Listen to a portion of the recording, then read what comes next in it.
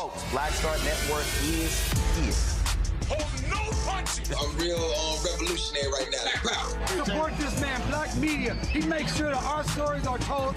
Thank you for being the voice of Black America, Roland. Stay black. I love y'all. All momentum we have now, we have to keep this going. The video looks phenomenal. See, there's a difference between Black Star Network and Black-owned media and something like CNN. You can't be Black-owned media and be scared. It's time to be smart. Bring your eyeballs home.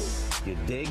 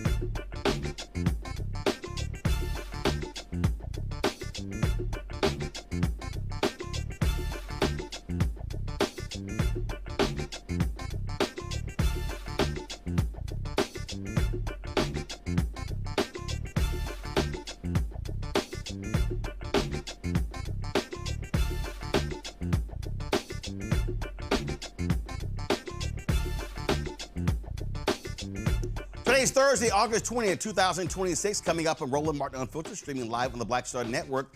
Memphis City Council approves a 12-month moratorium on new data permits and rezoning. Tennessee State Representative Justin Pearson will explain what that means. Atlanta Mayor Andre Dickens is hot with the Democratic National Committee after the city loses its bid to be the finalist for the 2028 Democratic National Convention. Wait until I read for you what he had to say. Ooh, he was lit. Missouri court is allowing a GOP-favored map to help them hold onto their slim majority in the House. It wipes out the congressional seat of Kansas City Congressman Emanuel Cleaver. In less than 2 years, the twice-impeached, criminally convicted Commander-in-Chief Donald Trump has managed to fulfill every aspect of Project 2025 when it comes to African Americans. Michael Harriott, contraband Kent, will be joining us. Boy, Chris Cuomo and Bill O'Reilly would add it, as they still are whining and complaining about Georgia Senator John Ossoff taking shots at a personal aide of Donald Trump. Sore losers.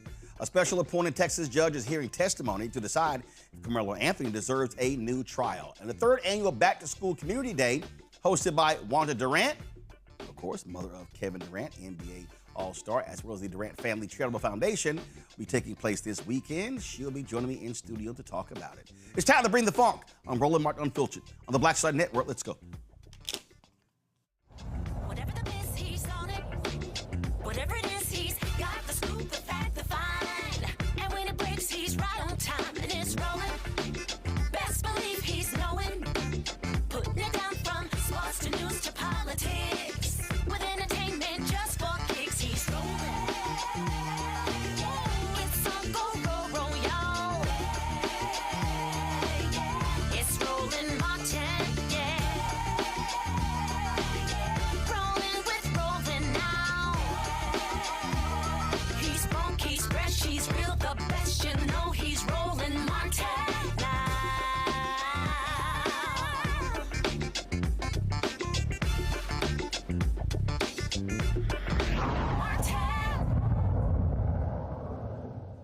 Massive public pressure has led the Memphis City Council to declare a 12-month moratorium on data centers in that city. It passed its first reading before the Memphis City Council.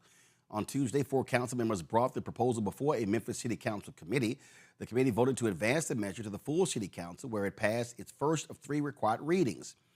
Tennessee State Representative and candidate for Tennessee's 9th Congressional District, Justin Pearson, has been one of the leading voices against these data centers, specifically Elon Musk Center. He joins us right now. Representative Pearson, glad to have you here. Again, this was the work of grassroots people and residents who made it clear they did not want to see these data centers in Memphis. They wanted much more oversight. Your thoughts on the Memphis City Council action? Absolutely. I mean, we've been fighting, Roland, for the last 2 years against Elon Musk and his illegal building of turbines and data centers in Memphis and now in North Mississippi. And there's even legal actions with the NAACP, Young, Gifted, and Green, and Southern Environmental Law Center against him because he has 69 gas turbines right in North Mississippi, right across the border from Memphis. But this has been a long and arduous fight. Memphis Mayor Paul Young has been one of the stalwart supporters of Elon Musk and XAI, polluting and hurting and harming our community. So we faced a lot of tension to get to this point and to get to this time. The Chamber of Commerce, Ted Townsend, all have been against really my community that I represent in the State House and that I'm running to serve now in the United States Congress as the nominee. But this has been difficult and challenging, and it's just good that the people power is still working and that we have some local elected leaders on the City Council who are stepping up in this moment in time to pass this moratorium. We've got 1 reading down. We've got a couple more to go. But I think once we have this in place, we can start getting those more intentional regulations that protect public health, protect people and our environment, and protect the workforce and the jobs that we should be getting, unionized jobs out of some of these projects. Well, and the thing I keep saying, when I see a lot of these projects, I keep seeing these people claim the economic benefits, but then when you start looking at the numbers, 30, 40, 50 jobs. And that just doesn't, marry with the hundreds of millions of dollars in tax breaks. Absolutely. And I mean, the truth of the matter is they're lying about the economic development because quite literally, these systems are designed to take away our jobs.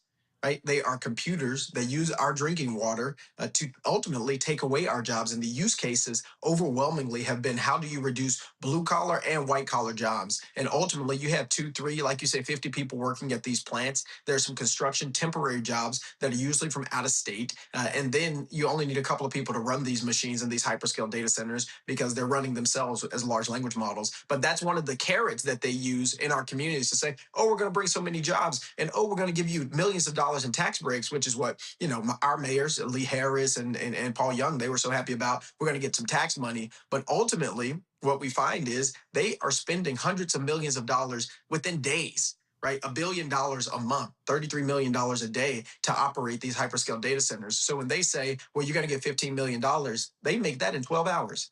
Like we continue to get chump change. And what do we sacrifice? Our lungs, our lives, emergency room visits, sickness, illness, and premature deaths, all for the benefit of these billionaires. Okay, so it's one of 3 readings. Obviously, it's not locked in the stone. And so are you making it clear to your supporters, y'all got to keep pressing to make sure it passes? Absolutely. We will be at every city council meeting now until it passes, with a minimum 50 folks speaking during public comment to make sure that our priorities are prioritized. For too long, we've been given the backseat. The Chamber of Commerce and folks like Bobby White and Ted Townsend, they've been allowed to really navigate this discussion, even when we have research from Harvard professors, even when we have data from legal teams and the Southern Environmental Law Center. We're being rebuffed by these mayors. We're being rebuffed by the Chamber of Commerce, and we're saying no more. And our community is showing up in full force every single time until we get this moratorium across the finish line, because we've been working with folks in Kentucky, working with folks in other parts of Tennessee and even Georgia to pass moratoriums. Now we need one where one of the largest data centers in the world exists, where Elon Musk is building, and he's not even notifying our community anymore when he's building one. We just found out via a news story on Twitter that he built another data center in Whitehaven, in a community that I'm running to represent in Congress. We can't keep operating this way, and we can't keep being exploited and being allowed to be exploited by the people who call themselves our elected officials. Well, one of the things that is very interesting when you look at this issue, whether it's black folks in cities, white folks in rural America, you get a lot of people, Republicans and Democrats, who are not happy with the data centers, primarily because you have elected officials who are not properly explaining to people what the impact is going to be. You're not even seeing any real environmental impact studies being done to really understand it. No, and that's part of it. The lack of transparency leads to a lack of accountability, and the less information we're given, the more exploitation we receive. And too many of these elected officials are okay with that, whether it be Mayor Young and Harris or the mayor in South Haven, Mississippi, Mayor Musselwhite. They are okay sacrificing our community's lives for the benefit of these private multi-billion-dollar companies. And this is an issue that I am fortunate to be one of the folks leading, but I'm seeing a lot of Republicans, a lot of conservatives who we disagree on a whole lot of other issues. But on this, we are aligned because we don't like the lack of accountability, we don't like the lack of transparency, and we don't like the exploitation that is happening in our communities. And so you're seeing, sort of an odd group of people who are organizing together. The founder of the Tea Party is also against data centers being built in our communities, because we know this is about benefiting and propping up the billionaire class. It's about taking the jobs away from everybody else, but to use our resources to get tax incentives or to destroy our environment without any repercussions from the Environmental Protection Agency, the health department, or anybody else. That's what we're seeing. And so in Lawrenceburg, Tennessee, they were trying to build a data center, and they called us in, and we supported and helped them in their fight, just like we're doing in Memphis. And so the coalitions that's building, I think, are really powerful. And I think as we go into this midterm is one of the reasons that I feel confident about our race, because we're seeing Republicans who are joining our campaign who are saying, well, you're fighting data centers. You're against that. You don't want them to take our land. You don't want them to take our water, our aquifers, and destroy our environment and our way of life. And that's what we need right now. This right here is, this is cleanview.co. And they're tracking these data centers. So go to my iPad, Anthony. And it shows that there are 3,355 data centers in the United States. Operating is 1,287. Planned data centers, 2,020. And then when you go down here and you see this particular map, and then you get an understanding of how significant this is, and you see where, a significant number of them are East Coast, Southeast, and the Southwest as well. You see they're spreading. What jumps out at me is, okay, is this overcapacity? Do we actually need the number of massive data centers? I haven't really seen a real significant survey or study done on, obviously all the people are racing for AI, but do we need this many data centers?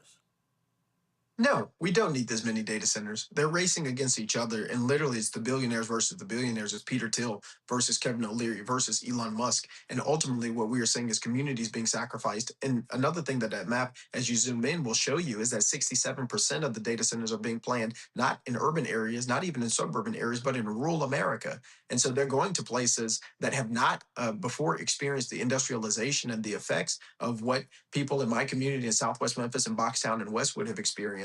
But this is all about who can be first towards some end that none of us truly know.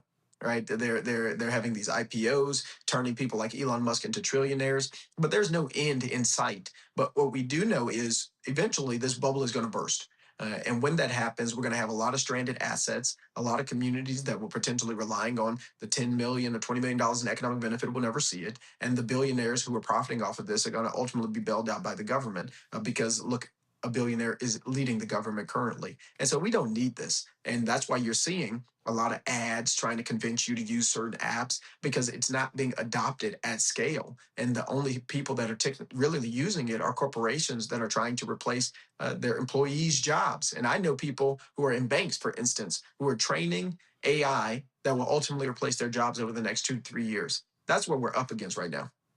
All right, Representative Justin Pearson, we appreciate it. Thanks a lot. I appreciate you too. Keep the fight. All right, I want to bring in my panel, Dr. Greg Carr, Department of Afro-American Studies at Howard University, joining us from D.C. George Haney, founder of George Strategies out of D.C. as well. Dr. Larry J. Walker, University Professor, former Senior Congressional Staffer from Orlando. Glad to have both of y'all here. Greg will be joining us a little bit later. Larry, I'll start with you. Again, when we talk about these, this is a potent political issue. And it really, if you're a politician, this is a landmine. You better be real careful with how you answer these questions because a lot of people have questions and they want significant oversight over these data centers. Absolutely, Roland. And it's interesting we're talking about data centers because obviously we just had a primary, Democratic-Republican primary in Florida on Tuesday, and I highlighted that I believe this is going to be one of the issues as it relates to this governor's race, is who supports and who doesn't support data centers. I think the other issue is that as it relates to data centers and issues related to environmental racism, is this kind of the core of a new civil rights movement in terms of how you can bring together, you heard the representative talk about that, how in data centers impact people of various races, ethnicities, urban, rural, suburban. I mean, you see them all over the country, and as you highlight in that graph, they're sprouting all over the place. And so we're really going to have a conversation as Americans and particularly as voters. Who are the politicians that are supporting what's in the best long-term interest of their constituents and not focused on the PAC money or individual money that's coming to their campaigns? And so I think really it's going to be really interesting as we move closer to November. And we've seen the polling as it relates to data centers the last couple of months is shifted dramatically in terms of people not supporting them. The pressure to politicians who want to get elected, how do they, like I said, how do they respond to these questions? And if they don't respond in a way that aligns with the morals and values of their constituents, do they pay a price from that? Because if that happens, it will dramatically shift in the way in which they approach this issue. Joy? No, I agree completely. I think there are three issues here. One is that question, right? How do you thread the needle here? How do we support innovation? Because that's important. But at the same time, protecting jobs. I don't know that this is so much just a racial justice issue. It's almost humanity against the machine, right? And against billionaires who will, make money at any cost. And I think what Justin was saying is so important. The second issue is that this is going to be a bubble that ultimately bursts. And where will people be and where will communities be when it finally bursts? And they are reliant on these centers, right? I think the third piece is if you are going to have a center there are places where, perhaps there is a number of data centers that is appropriate. That is a place for government. That is an area where government needs to be stepping in and evaluating what is the number of data centers we need? How do we balance that against our desire to use AI and our need to not just have this be a race against billionaires, but ultimately what's good for humanity? Once you determine what that is, I think the question is, after we have these moratoriums, what do we do next? How do we determine what number of data centers we have, what communities should get in exchange for a data center, et cetera? How do you evaluate your property if you ultimately choose to sell? Those are the kinds of advice and practical things that people are going to need, because the moratorium, I think we will get it, but it's just the start. What comes next? Listen, I think what you have to do is you literally have to explain to people what is going to be the impact. Greg is with us right now, and Greg, unfortunately, folks are not doing that. They're not properly, okay, what's going to be the water usage? Are you actually going to see an increase in utility rates? What is going to be the noise? We've had complaints from people who are saying that the noise is so deafening, it's impacting the health of people. Those are all the things that have to be answered when you talk about these data centers. Yeah, absolutely, Roland, and listening to coming in and hearing you, Joy. Yeah, I echo that. The bubble is going to burst. Clearly, with the grifters you have in the federal government now and the unrestrained capitalists trying to basically gamble on a global scale when it comes to AI and all the energy, what you're seeing is a rebellion. It's already begun to boil over. It transcends race, it transcends class, it transcends region. And as a result, these very issues that you've just raised and we've been discussing are coming in a way that will unite people in ways we've never seen before, I think. Whether it be Utah, whether it be Memphis or Nashville, whether it be here in the DC area, people becoming aware of these issues are not only pushing back, they're communicating with each other. And in some ways, it may actually create the kind of groundswell and groundwork for a type of, for lack of a better term, national unity that we haven't seen before. And I think data centers is going to play a very big role in pushing back against some of the other things that we don't like. But people don't want it in their backyard. The billionaires don't care. As long as Trump gets his cut, he doesn't care. But there are more people than the billionaires and the people in the government. And I think this may be just the kind of thing that triggers a pushback on a much larger scale. Well, we certainly will see. Got to go to a break. We come back. We're going to talk about a lot of stuff, including Atlanta Mayor Andre Dickens going off on Democratic National Committee. Plus, we'll talk about the Karmelo Anthony effort to get his lawyer's effort to get him a new trial. You're watching Roland Martin Unfiltered on the Black Star Network. All right, folks, let me get personal for a second. My mom had questions about her Medicare, so she called Chapter, a Medicare advisory company, and she texted me right after saying it's a great benefit. It was easy. A real person walked her through the whole thing, and now she understands better what's going on. But it's not just her. A woman in Yonkers wrote in saying the process was so simple, the enrollment was easy, and she was so glad she called. Then there's Marilyn, 90 years old, in Florida, living on Social Security.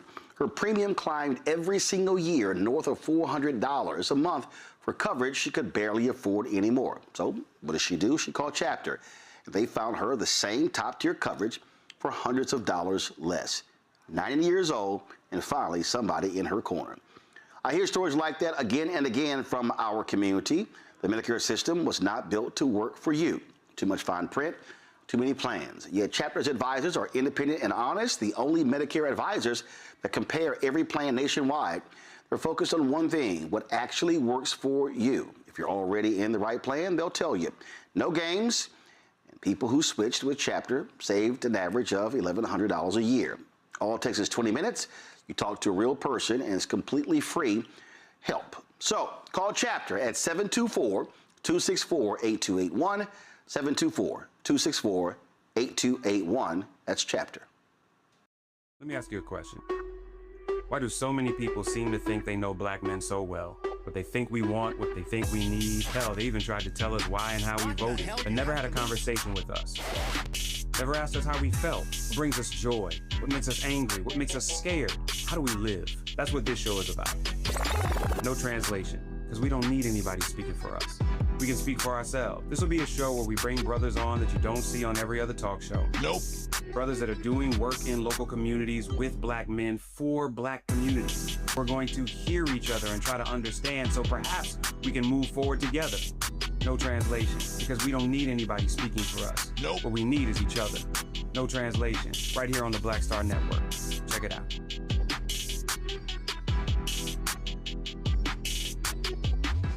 My name is Bill Duke, and you're watching Roland Martin Unfiltered.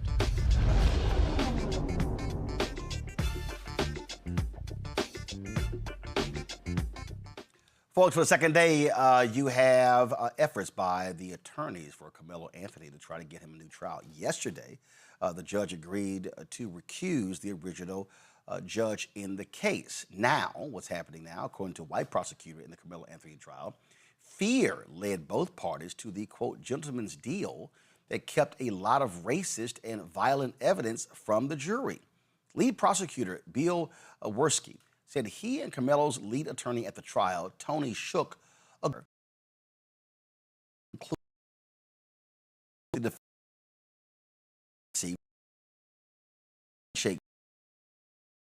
scope of founding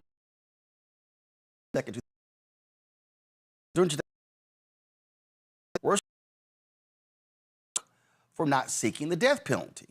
Karmelo's lead appeals attorney, Russell Wilson, took issue with his client not having any public hearings after posting bond until jury selection. Took necessary steps to protect the parties involved because of the escalating tension surrounding the case. Prosecutors believe not having public hearings saved Karmelo's life. Karmelo's original defense testified about the Metcalf's racist background. Based upon what they uncovered, Austin and his brother Hunter were once caught spray painting graffiti, including KKK kill all blacks and Heil Hitler, along with the N-word. The brothers were sentenced to 12 months of juvenile probation. As I said on Wednesday, Texas District Judge John Roach Jr., who presided over the Karmelo Anthony trial, was removed from all post-conviction proceedings. Retired Kaufman County District Judge Michael Chitty will decide if Karmelo would get a new trial. Greg, what the hell? First of all, if you are the defense attorney for Karmelo Anthony and you have literal evidence of two white teens expressing racial animosity, racist language, and you strike a deal with the prosecutors because of escalating threats, that's why you have cops. We've seen trials where juries were sequestered. We've seen trials where U.S. Marshals, state troopers, police walked attorneys back and forth to say, oh, yeah, by leaving those things out, that saved Karmelo's life. He got 35 years in prison. Yeah, that's a lie. I mean, I don't know, Joy, you'd have to answer this, sis, but, is this enough on appeal and even in terms of effective counsel? I mean, this guy's colluding with the prosecution, but I understand why they would keep it out because it sounds like Karmelo Anthony didn't have any attorneys on his side. This is the good old boy network. I mean, at best, it's paternalism. You think you know what's best for the Negro kid. At worst, it is probably what it is, which is straight racism. Inflame it. Burn the whole damn thing down. That ain't the point. You're supposed to be effective counsel, seems to me, is a zealous advocacy for your client. And in this case, this sounds like the same damn racism that was all around Karmelo Anthony. But at the end of the day, these white boys with their spray paint and their little clubs and all these people running around, protect white Americans, this little protest group, guess what? Have at it. Because at some point, as Bob Marley said, one day the bucket's going to go to the well and one day the bottom will drop out. So, he gets a new trial. All this stuff comes in. What did one of the attorneys say? He says that he had never seen this amount of stuff that wasn't included. Put it all in, lay it all out, and then let's go back to court. But I think maybe it won't be too difficult to get to that stage. It was just stunning to me, Larry, when I saw the reporting on this. And all it confirmed to me was that this defense attorney for Karmelo Anthony was damn near acting like the prosecutor. I mean, your job is to represent your client to the fullest. And I knew something was strange when Karmelo Anthony was found guilty, and then on the same day they had the sentencing, he called one witness, Karmelo's mama. He didn't call a pastor. He didn't call a football coach. He didn't call a teacher. He didn't call a neighbor. He didn't call classmates. That boy got convicted and sentenced on the same day in a 6-hour span. This was absolutely ineffective counsel. Yeah, it absolutely is, Roland. I know when Americans hear Black people talk about judicial system and how it works, and they must think we're conspiracy theorists. But we have examples like this, and we have the lived experiences of generations of our forefathers and foremothers who told us about these situations in which Black people were either railroaded, didn't have competent counsel. We know this happens disproportionately when it comes to the Black community. And once again, this is another example of why Black people, whether we use social media platforms, et cetera, we have to stay on the neck of the judicial system. Because if we do not, then cases like this will continue to happen, and you will find young brothers and sisters who spend years, decades behind jail, where in some cases they may have been found non-guilty. And in some cases, evidence has been fabricated or left out in this situation. But once again, Roland, the idea that a defense attorney is essentially colluding with his counterpart, worried about, inflaming the local community. Listen, when you are Black in America, you are constantly under attack, and we're constantly dealing with years of systemic racism that we have to navigate. And once again, this is another example. So he's doing him a favor, and he spends decades behind bars. It doesn't make any sense. And we know that justice isn't blind when it comes to Black folks, and it's just another example. This is I'm looking at this story, Joy, and I am looking at here. Hold on one second. MSN.com just broke this thing down. So this is what it said. There are several documented instances of Austin Metcalf using racial slurs in school. And in 2023, Austin Metcalf was accused of bullying a Black student in class. In 2018, according to court documents, while still in elementary school, Austin Metcalf and his brother were accused of bullying and assaulting a female, which led to his arrest. During an argument in 2024 with another female student, Austin Metcalf allegedly knocked her to the ground and punched her in the stomach, reports state. And he was also kicked out of a football game and later texted someone, "I was about to beat the expletive out of those kids." At a previous track meet, when another student alerted Austin Metcalf that someone not on their team, quote, "behind our bench was talking wild," Austin Metcalf reportedly replied, quote, "kill the MF," court document states. How in the hell, Joy, does your attorney not bring that out in trial? And you say, "Oh, no, I'm going to cut a deal with the prosecutor who I used to work with. Yeah, we're not going to bring that up because, this is going to inflame people." What the hell?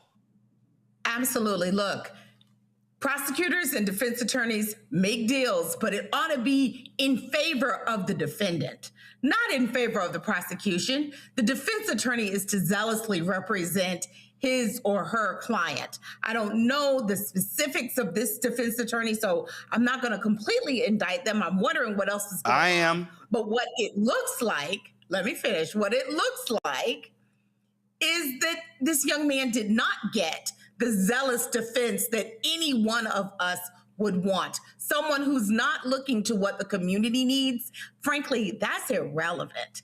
What the community needs is something that the prosecutor may think of, right? Because they have a bigger mandate. But the defense attorney's only mandate is his or her client.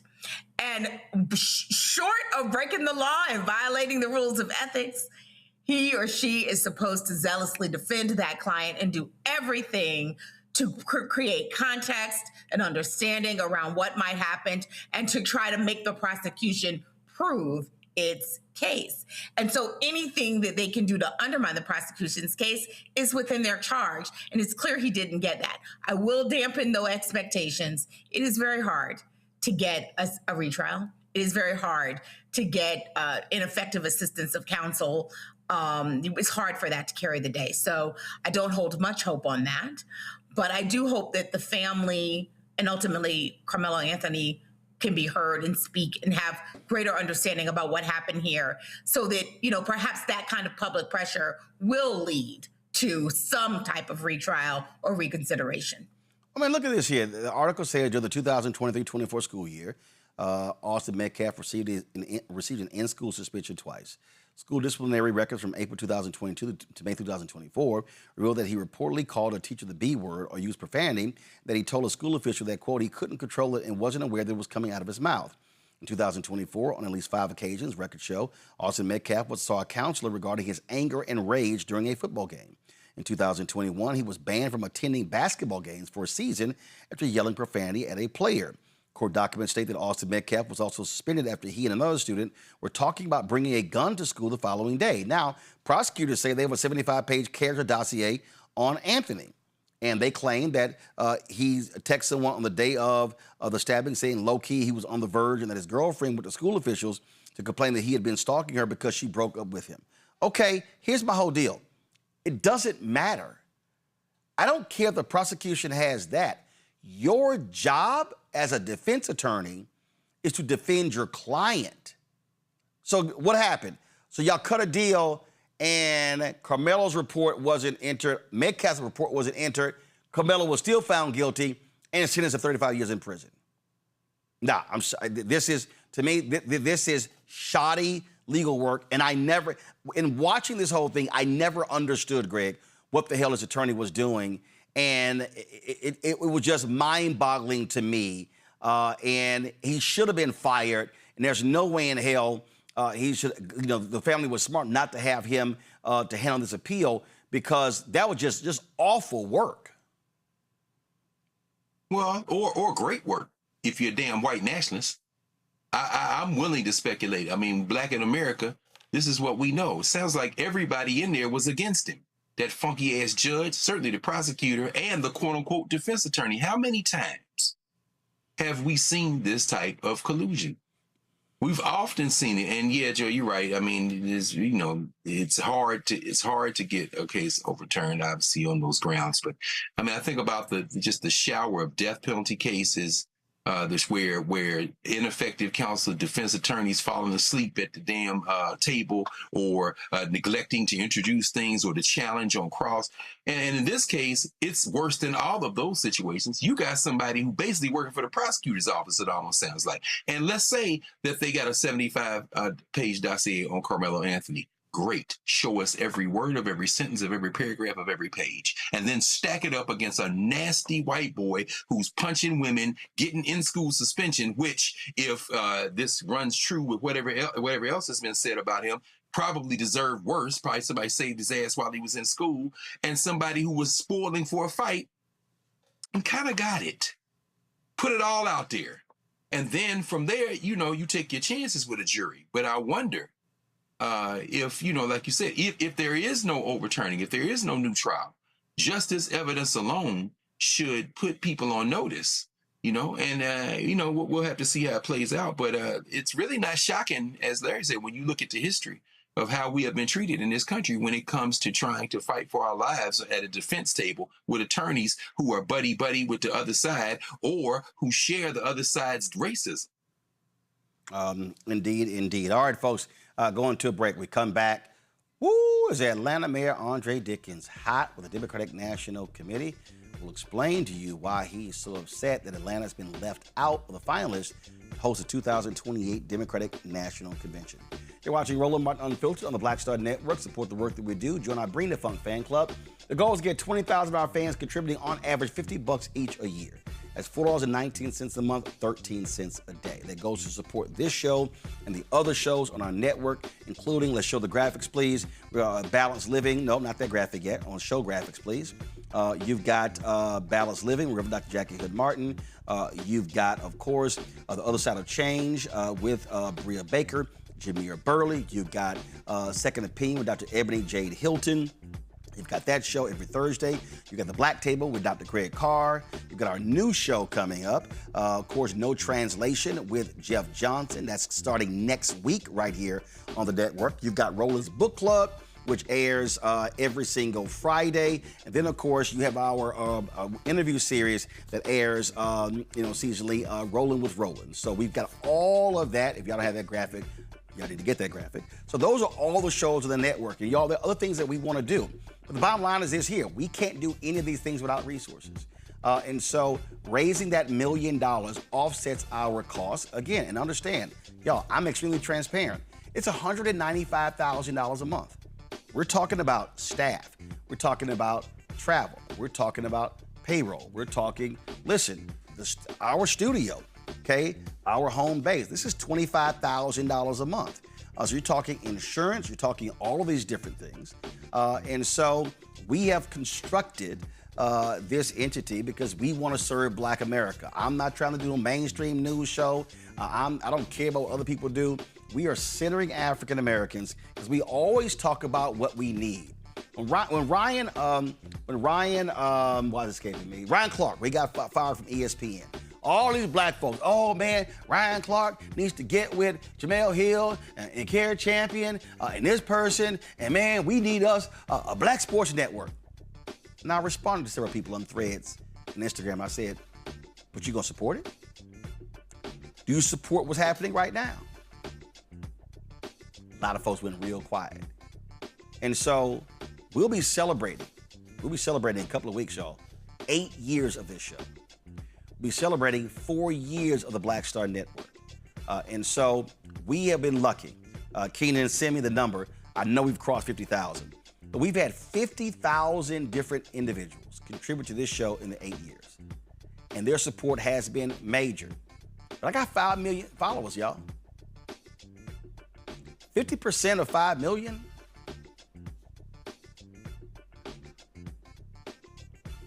What's the percent? It's 1%. That means 1% of the people that follow me actually financially support this show. And I'm talking $1, and the biggest we got was $100,000 one time. But that's what we've gotten. Most of our donations have been $50 a year. And we appreciate every single donation. The point I'm making is the reason the Chicago Defender was the nation's leading Black newspaper, the Black folks subscribed. Pittsburgh Courier subscribed. Ebony subscribed. Essence, Black Enterprise, Jet subscribed. The reason I didn't do a subscription, because I knew we were not going to get 50,000 people who would subscribe every single month. And I'll just do the math for you. And I'm doing this on purpose because I just want you to understand, y'all, it's real. If 50,000 people had actually said, we're going to pay, let's just say $5 a month. $5 a month. If 50,000 people said they're going to pay $5 a month, that'd be $250,000 a month.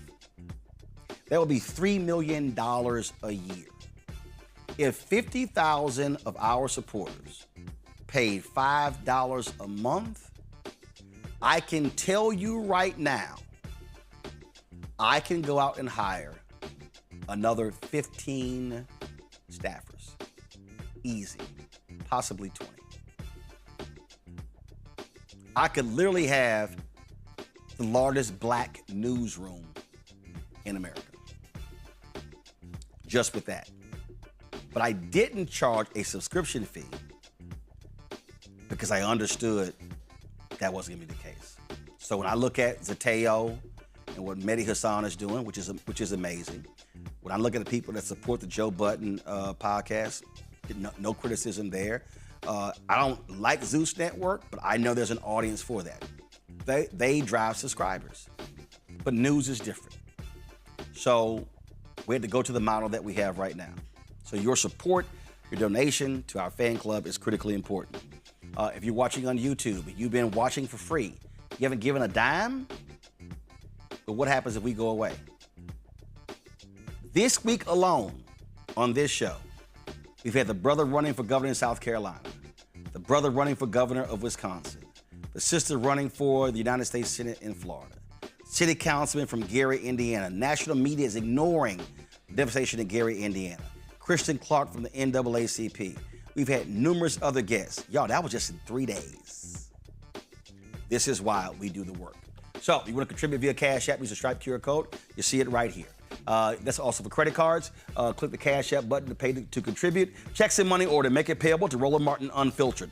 P.O. Box 57196, Washington, D.C. 20037-0196. PayPal, R. Martin Unfiltered. Venmo, RM Unfiltered. Zelle. There are 2 emails, and let me know if one of them doesn't work. But the email is roland@rolandsmartin.com. That's right, roland@rolandsmartin.com. And then you can also use roland@rolandmartinunfiltered.com. roland@rolandmartinunfiltered.com. Some of you actually give on YouTube. We would prefer if you give to us directly because that way we can track it. And then, of course, we can make sure that your name is on our list of donors, which we air every Friday. Every Friday, we run all 50,000 plus names because we want to show folks who stands with us. I'll be right back. All right, folks, let me get personal for a second. My mom had questions about her Medicare, so she called Chapter, a Medicare advisory company, and she texted me right after saying it's a great benefit. It was easy. A real person walked her through the whole thing, and now she understands better what's going on. But it's not just her. A woman in Yonkers wrote in saying the process was so simple, the enrollment was easy, and she was so glad she called. Then there's Marilyn, 90 years old, in Florida, living on Social Security. Her premium climbed every single year north of $400 a month for coverage she could barely afford anymore. So what does she do? She called Chapter. They found her the same top-tier coverage for hundreds of dollars less. 90 years old, and finally somebody in her corner. I hear stories like that again and again from our community. The Medicare system was not built to work for you. Too much fine print, too many plans. Yet Chapter's advisors are independent and honest, the only Medicare advisors that compare every plan nationwide. They're focused on one thing, what actually works for you. If you're already in the right plan, they'll tell you. No games. People who switched with Chapter saved an average of $1,100 a year. All it takes is 20 minutes. You talk to a real person, and it's completely free help. So call Chapter at 724-264-8281, 724-264-8281. That's Chapter. Let me ask you a question. Why do so many people seem to think they know black men so well? What they think we want, what they think we need. Hell, they even tried to tell us why and how we voted, but never had a conversation with us. Never asked us how we felt, what brings us joy, what makes us angry, what makes us scared. How do we live? That's what this show is about. No translation, because we don't need anybody speaking for us. We can speak for ourselves. This will be a show where we bring brothers on that you don't see on every other talk show. Nope. Brothers that are doing work in local communities with black men for black communities. We're going to hear each other and try to understand so perhaps we can move forward together. No translation, because we don't need anybody speaking for us. Nope. What we need is each other. No translation, right here on the Black Star Network. Check it out.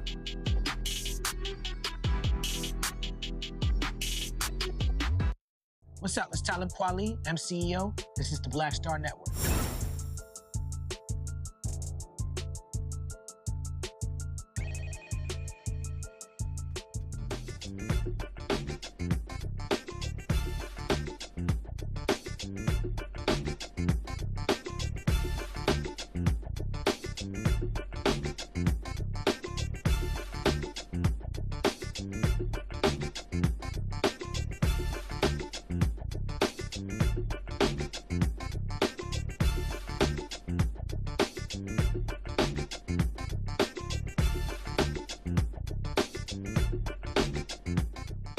Whoa, Nelly! Atlanta Mayor Andre Dickens did not mince words, y'all, towards the Democratic Party leaders after they took Atlanta out of the running to host the 2028 Democratic National Convention. Today, the DNC chair, Ken Martin, announced that the party narrowed its list to 3 finalists: Boston, Denver, and Philadelphia.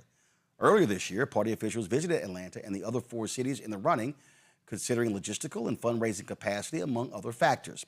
The party didn't specify why the 2 cities were eliminated. DNC Chair Ken Martin said, quote, the 2028 Democratic National Convention will be an inspiring celebration of our party's future nominee and a critical step on Democrats' path toward retaking the White House. Boston, Denver, and Philadelphia all presented incredibly strong bids to host the convention, and we look forward to continuing to work with them as the DNC makes a final selection in the coming months. Atlanta and Chicago, which hosted the convention in 2024, were the other cities being considered. Now, Dickens was not happy with the decision, and this was his statement. To Atlanta, the South, and all Democrats, the DNC continues to make the wrong choices. This decision could not have been based on Atlanta's ability to host major events, not on the heels of being ranked the best city to host the World Cup, not when State Farm Arena is one of the busiest and most successful arenas in the country. For the DNC to not even include Atlanta in the short list means that the DNC does not consider Atlanta or Georgia relevant to the past, present, or future of the Democratic Party. It seems that Ken Martin doesn't even believe himself when he said that the road to the White House runs through the South. Yet again, the DNC and Chairman Ken Martin have shown that they are unwilling to do the bare minimum to support the base of the party. Atlanta is the crown jewel of the Southeast, the black economic engine of the country, and the cradle of the civil rights movement. They are afraid to leave their comfort zone and blind to the fact that the South is the answer. They are abandoning Atlanta, abandoning the South, and once again abandoning black voters. Atlanta has not hosted a convention in nearly 40 years. One party has chosen the South to host their convention, and the other has chosen the same region over and over again. This isn't by accident. It's an intentional choice. At a time when Trump and the Supreme Court are minimizing black electoral power, we need a party that will come to Atlanta and galvanize the Southeast for 2028 and beyond. Real leaders produced for the present and the future. With so much evidence to the contrary, this was an opportunity for Ken Martin and the DNC leadership to show they have a thoughtful plan for the party and know how to win the White House in 2028. But instead, they are running scared and retreat to their safe spaces. I'm ready for Democratic leadership that understands what every Democratic voter already knows, that this is a moment that demands we run towards battles and into the fight. Sincerely, Mayor Andre Dickens, City of Atlanta. The last time the party held its convention in Atlanta was in 1988, when former Massachusetts Governor Michael Dukakis was chosen as the candidate. Now, if you start looking at what happened, now remember, in 2008, first of all, let's go 2004. Then Senator Barack Obama gave that keynote speech. It was in Boston. In 2008, they were in Denver. 2012, they were in Charlotte. And so when you look at, the numbers here, and I'm trying to think back. If I think back, when was the last time the Democrats were in Philadelphia? The Republicans were in Philadelphia in 1992. Democrats were in 2000. 2000, Republicans were in Philadelphia. Democrats were in Los Angeles. The reason I know that, my appendix ruptured on the night Al Gore gave his speech. So I kind of know that real well. Spent 5 days in the hospital. Don't want to even think about that. But I'm trying to remember. Let me see, DNC convention I'm trying to think, DNC convention in Philly. Was it, no, when Bill Clinton got renominated, was that New York City? Let's see here. Let me see, y'all. Let's see here. I'm trying to think. When the last time it was Philadelphia? 82. No, those are midterm conferences. Midterm conferences. So, all right, I'm going to try to pull it to see the last time Philadelphia hosted the political convention. No, I'm sorry. Oh, it's 2016. It was 2016. I totally forgot. It was in 20. Yeah, okay, now I remember. because the traffic was insane, and we had to carry our damn gear. Okay, so 2016. Let's get right to it. Joy, Dickens is a little hot. Do you agree or disagree with his assessment? I agree completely, and I was screaming in your ear, 2016. It was Hillary Clinton when we were in Philadelphia, and we have clearly over-indexed for the Northeast. Why we would go back, I don't understand. He is absolutely right that we ought to be looking at the South, cities like Atlanta, and, perhaps Denver, but not Boston, not Philadelphia. And I love those cities, but those are not the places where, we are going to win this next election. It is in the South. And so it just is, I want to think the best of our brothers and sisters at the DNC, but they just continue to miss the mark. I do know who's advising them. I don't know if they should still be doing so. This seems like yet another mistake. But, at the end of the day, it'll blow over. He's a mayor. Of course, he's going to fight for his city. But the fact that this is just happening on the heels of so many critiques of the DNC, it feels like they're just simply out of touch. And to see Boston and Philadelphia there again just feels like a misstep. Another one. So, Larry, I'm going to start with 1900. Larry. Kansas City, Midwest. St. Louis, Denver, Baltimore, St. Louis, San Francisco, New York, Houston in 1928, Chicago, Philadelphia, Chicago in 40 and 44, Philadelphia, Chicago, L.A., Atlantic City, Chicago, Miami Beach, New York City in 76 and 80, San Francisco, Atlanta, New York, Chicago, Los Angeles, Boston, Denver, Charlotte, Philadelphia, Milwaukee, Chicago. So in 124 years, the Democrats have only held their political convention in the South twice. 1928 in Houston, 1988 in Atlanta. So I think Joy highlights some good points in the mayor's letter. I think Georgia's important. We know that. And the South is important. He also make the historical connection to Atlanta and Georgia and as it relates to the civil rights movement. And we all know that is accurate. And so, Roland, it's interesting because as you played it out of the last century and you realize that the South hasn't hosted very much, that is concerning, particularly, like I said, considering the historical role that the South played in the civil rights movement and continues to play. And obviously Atlanta, they talk about a Black economic engine. We all acknowledge the critical importance in terms of Atlanta and also small and medium-sized Black businesses. I also want to note that Philadelphia is a city that obviously with a lot of history and has done a really great job at hosting an event, besides the traffic issue you talked about, Roland. So there is that. But I do think that about the DNC and all the criticism that they've dealt with over the last couple months and really like the last few years in terms of being out of step with what's necessary is a fair and accurate critique. And when, like I said, when you read back all the conventions, I was shocked that you hadn't had more in the South. So, but the other question is, Roland and everyone else in the panels, we don't know what the proposals look like. That's the other challenge.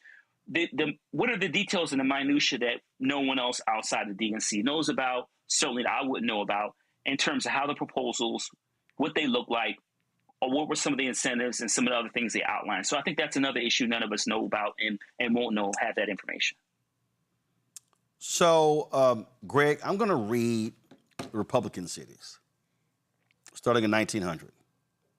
Philadelphia, Chicago in 1912 and 1916, Chicago in 1920, Cleveland, Kansas City, Chicago in 32, Cleveland, Philadelphia, Chicago in 1954, Philadelphia, Chicago 1952, Daly City, California, Chicago 1960, Daly City, California, Miami Beach in 72, back-to-back years, 68, 72, Kansas City, Detroit, Dallas in 84, New Orleans in 88, Houston in 92, 3 southern cities back-to-back. San Diego in 96, Philadelphia, New York City, St. Paul, Minnesota, Tampa, Florida, 4th Southern, Cleveland in 2016, Charlotte in 2020, Milwaukee, Houston is their choice for 2028. So there will be 5 Southern conventions for the Republicans, 2 for Democrats. Well, let's see what happened. Those southern cities came out after 1964. Barry Goldwater, of course, 64, when the Republicans began their inexorable shift to become the white nationalist party. These racists understand that the key to their continued survival is the South, and their strategy has been successful, and it's about to die. The Democratic Party is the soft white nationalists. They are not our friends. We should have no fealty to them. They are simply, as you often say, a delivery system. I'd like to go back 60 years to 1964. When Mrs. Hamer and Ella Baker and Bob Moses and Lawrence Guillot and that whole crew created the Mississippi Freedom Democratic Party, they had no love for the Democratic Party. In fact, they saw the Democratic Party as the party of betrayal. They didn't expect anything from the Republicans, but what they saw was a systemic betrayal. They viewed the Democratic Party as deeply complicit in white supremacy. Of course, the Dixiecrats were still hanging around. What they saw was a tension. They did not pursue Atlantic City, Northeast, in 1964, Ms. Hamer and them, because they were making a moral argument with the Democratic Party. They were making a tactical, pragmatic argument. This was the best of the two parties to be the delivery system for them to seize party in a two-party system. The compromise in 1964, after the party wouldn't reseat them, of course, Lyndon Johnson went with the party against the Mississippi Freedom Democrats, really marked a turning point, as we know, in the civil rights movement. You see the emergence of the Black Power movement in the wake of 1964 convention in Atlantic City. I went through all that for this reason. We owe nothing to the Democratic Party. Ken Martin is a failed chair. He's crumbling as we speak. He's raised about, at this point, I think 15 to 35 cents. And the party is no longer, is increasingly out of the control of the smart-ass white boys and the corporate Democrats. I mean, you look at somebody like soon-to-be Senator Nixon, who joined the Democratic Socialists of America yesterday, June. But the point is, people are now awakening to the idea that we owe nothing to the Democratic Party, but we will use you as the delivery system. They have put their mass media machine into effect. They've been arguing. You've got even American Negroes, whether it be Jim Clyburn or Hakeem Jeffries, who showed his ass on Meet the Press this past weekend by saying he's not for Medicare for all. Hey, man, shut up. But guess what? Or don't shut up. It really doesn't matter. The train has left the station. Finally, it doesn't have to be in Atlanta. Remember what happened the last time they were in Atlanta? That's when Jesse Jackson had a plurality of the delegates, and we was all coming down there thinking we was about to have a whole ass fight. But the specter of Bill Clinton and them, even though Ron Brown ended up running the party in 1988, the specter of the corporate Dems finally subsumed what was an insurgent movement that had begun in 1964, continued through 2 Jackson campaigns, and we was about to have a battle for the Democratic Party in 1988 before Jackson released his delegates and gave to do caucus, gave him Ron Brown, and through Ron Brown's genius and all the tactical advantages, led 4 years later to the election of Bill Clinton. Well, guess what? The demographics have continued to change, have continued to shift, and I think every day more and more people are awakening to the idea, we ain't listening to no Ken Martin, we ain't listening to no Jamie Harrison, we ain't listening to no smart-ass white boys. We're going to take over your funky party and use it as a battering ram to get what we want, and that would be exactly in the spirit of the Mississippi Freedom Democrats and Fannie Lou Hamer.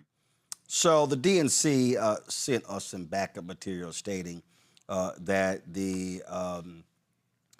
what they looked at was the importance of forging a strong partnership between the DNC and the host city, including its community, political and business leaders, operational and logistical capacity for convention, including arena size, hotels, fundraising capability, a commitment to selecting a city that shares democratic values, the value of utilizing new and innovative approaches in response to the challenges and opportunities that arise from hosting an event of this magnitude. Now, they also then went on to tout all the things that they have done to support the South, including historic, as they say, historic financial and organizing investments across the South, providing over more than $1 million monthly to all 50 state parties, investing an extra $5,000 a month in Republican-controlled states to help build party infrastructure and ensure Democrats are able to compete everywhere, including in 9 southern states, and on and on and on. So that's sort of what they laid out there. So, but again, Mayor Dickens, we may have him on tomorrow's show or Monday's show. So can't wait to hear what that Kappa got to say about this, because again, he was that letter was blistering. So, all right, y'all, we're going to go to a break. When we come back, we told y'all there's been a war on Black America. We told y'all that Donald Trump, MAGA Republicans want to defund Black America. Well, Michael Harriott, founder of the Contraband Camp, has broken down the top 10 ways that they've targeted Black folks. He says they already achieved all 10. He's next, right here, Roland Martin Unfiltered on the Black Star Network. All right, folks, let me get personal for a second. My mom had questions about her Medicare, so she called Chapter, a Medicare advisory company, and she texted me right after saying it's a great benefit. It was easy. A real person walked her through the whole thing, and now she understands better what's going on. But it's not just her. A woman in Yonkers wrote in saying the process was so simple, the enrollment was easy, and she was so glad she called. Then there's Marilyn, 90 years old, in Florida, living on Social Security. Her premium climbed every single year north of $400 a month for coverage she could barely afford anymore. So what does she do? She called Chapter. They found her the same top-tier coverage for hundreds of dollars less. 90 years old, and finally somebody in her corner. I hear stories like that again and again from our community. The Medicare system was not built to work for you. Too much fine print, too many plans. Yet Chapter's advisors are independent and honest, the only Medicare advisors that compare every plan nationwide. They're focused on one thing, what actually works for you. If you're already in the right plan, they'll tell you. No games, and people who switched with Chapter saved an average of $1,100 a year. All it takes is 20 minutes. You talk to a real person, and it's completely free help. So call Chapter at 724-264-8281, 724-264-8281. That's Chapter. Let me ask you a question. Why do so many people seem to think they know Black men so well? What they think we want, what they think we need. Hell, they even tried to tell us why and how we voted, but never had a conversation with us. Never asked us how we felt, what brings us joy, what makes us angry, what makes us scared. How do we live? That's what this show is about. No translation, because we don't need anybody speaking for us. We can speak for ourselves. This will be a show where we bring brothers on that you don't see on every other talk show. Nope. Brothers that are doing work in local communities with Black men for Black communities. We're going to hear each other and try to understand, so perhaps we can move forward together. No translation, because we don't need anybody speaking for us. Nope. What we need is each other. No translation, right here on the Black Star Network. Check it out.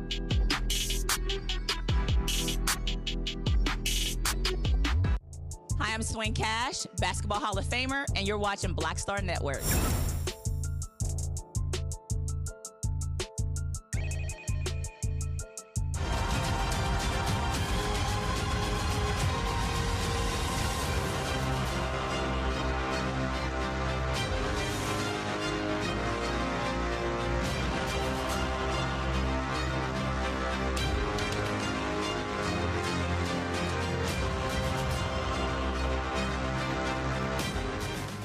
Judge cleared a significant hurdle for Republicans by ruling in favor of the redrawn congressional maps ahead of November midterms.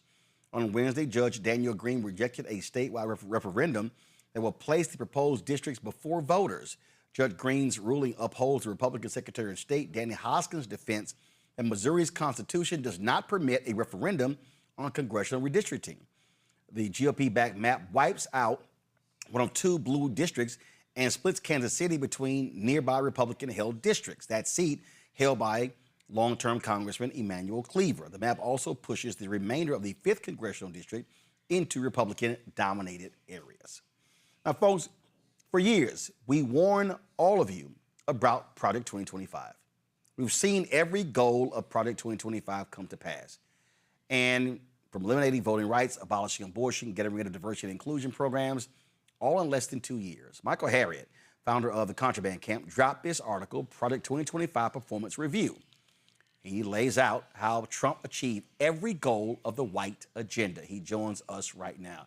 All right, Michael, break it down. You said mission accomplished.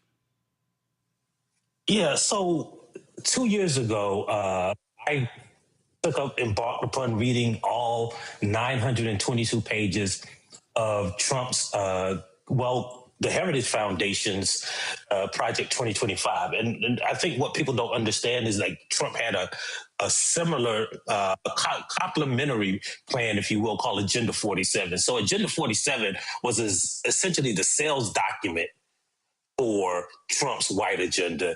And Project 2025 was like a detailed blueprint.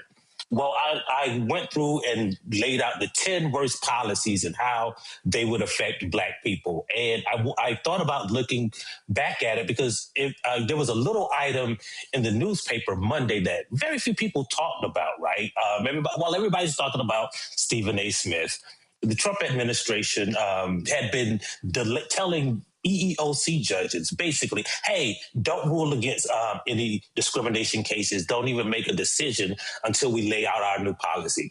Well, his new policy debuted on Monday, and basically he's banned all federal agencies from even counting the demographics so every agency in the federal government has an EEOC office and a civil rights office. So they catalog like racial discrimination, and they take statistics. That's how we know that teachers were punishing Black students disproportionately to white students harsher.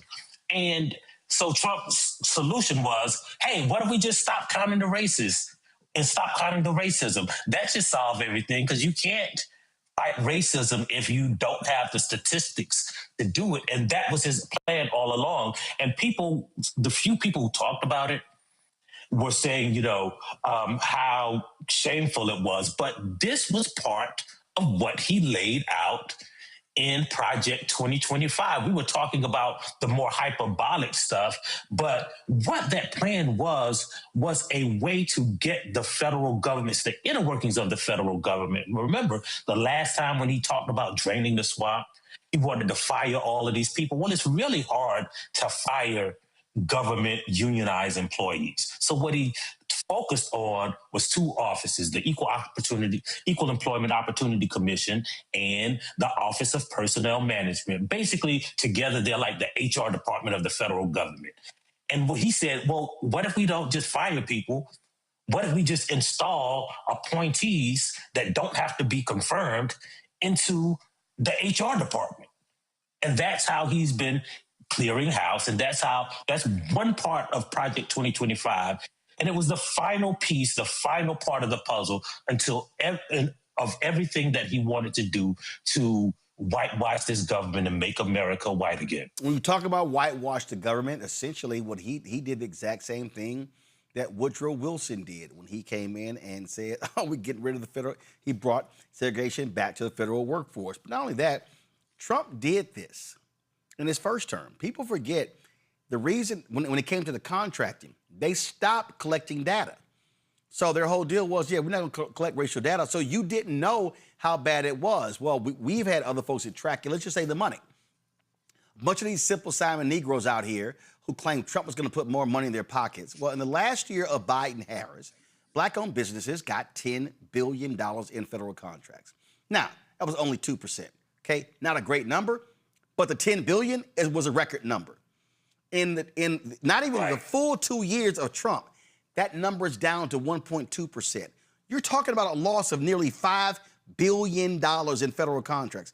I know numerous Black businesses that have been wiped out, destroyed because of what's happening in federal contracting. Right, and that's part of Project's 2025 plan. So if you look at the 2027 budget that Trump submitted to Congress, right, one of the lines is they wanted to eliminate the Minority Business Development Association. So many of those businesses that you were talking about got the money through the Minority Business Development Association, and Trump wants to eliminate this. Again, people are outraged. He told us he was going to do it. It's not like he slipped something in our drink and then we woke up and all of this stuff that we have achieved was gone. And what's important to know about this, going back to what Dr. Carr was saying a few minutes ago, right? Like the people who talk this crazy nonsense about, both parties are bad, or like the Democratic Party don't like us.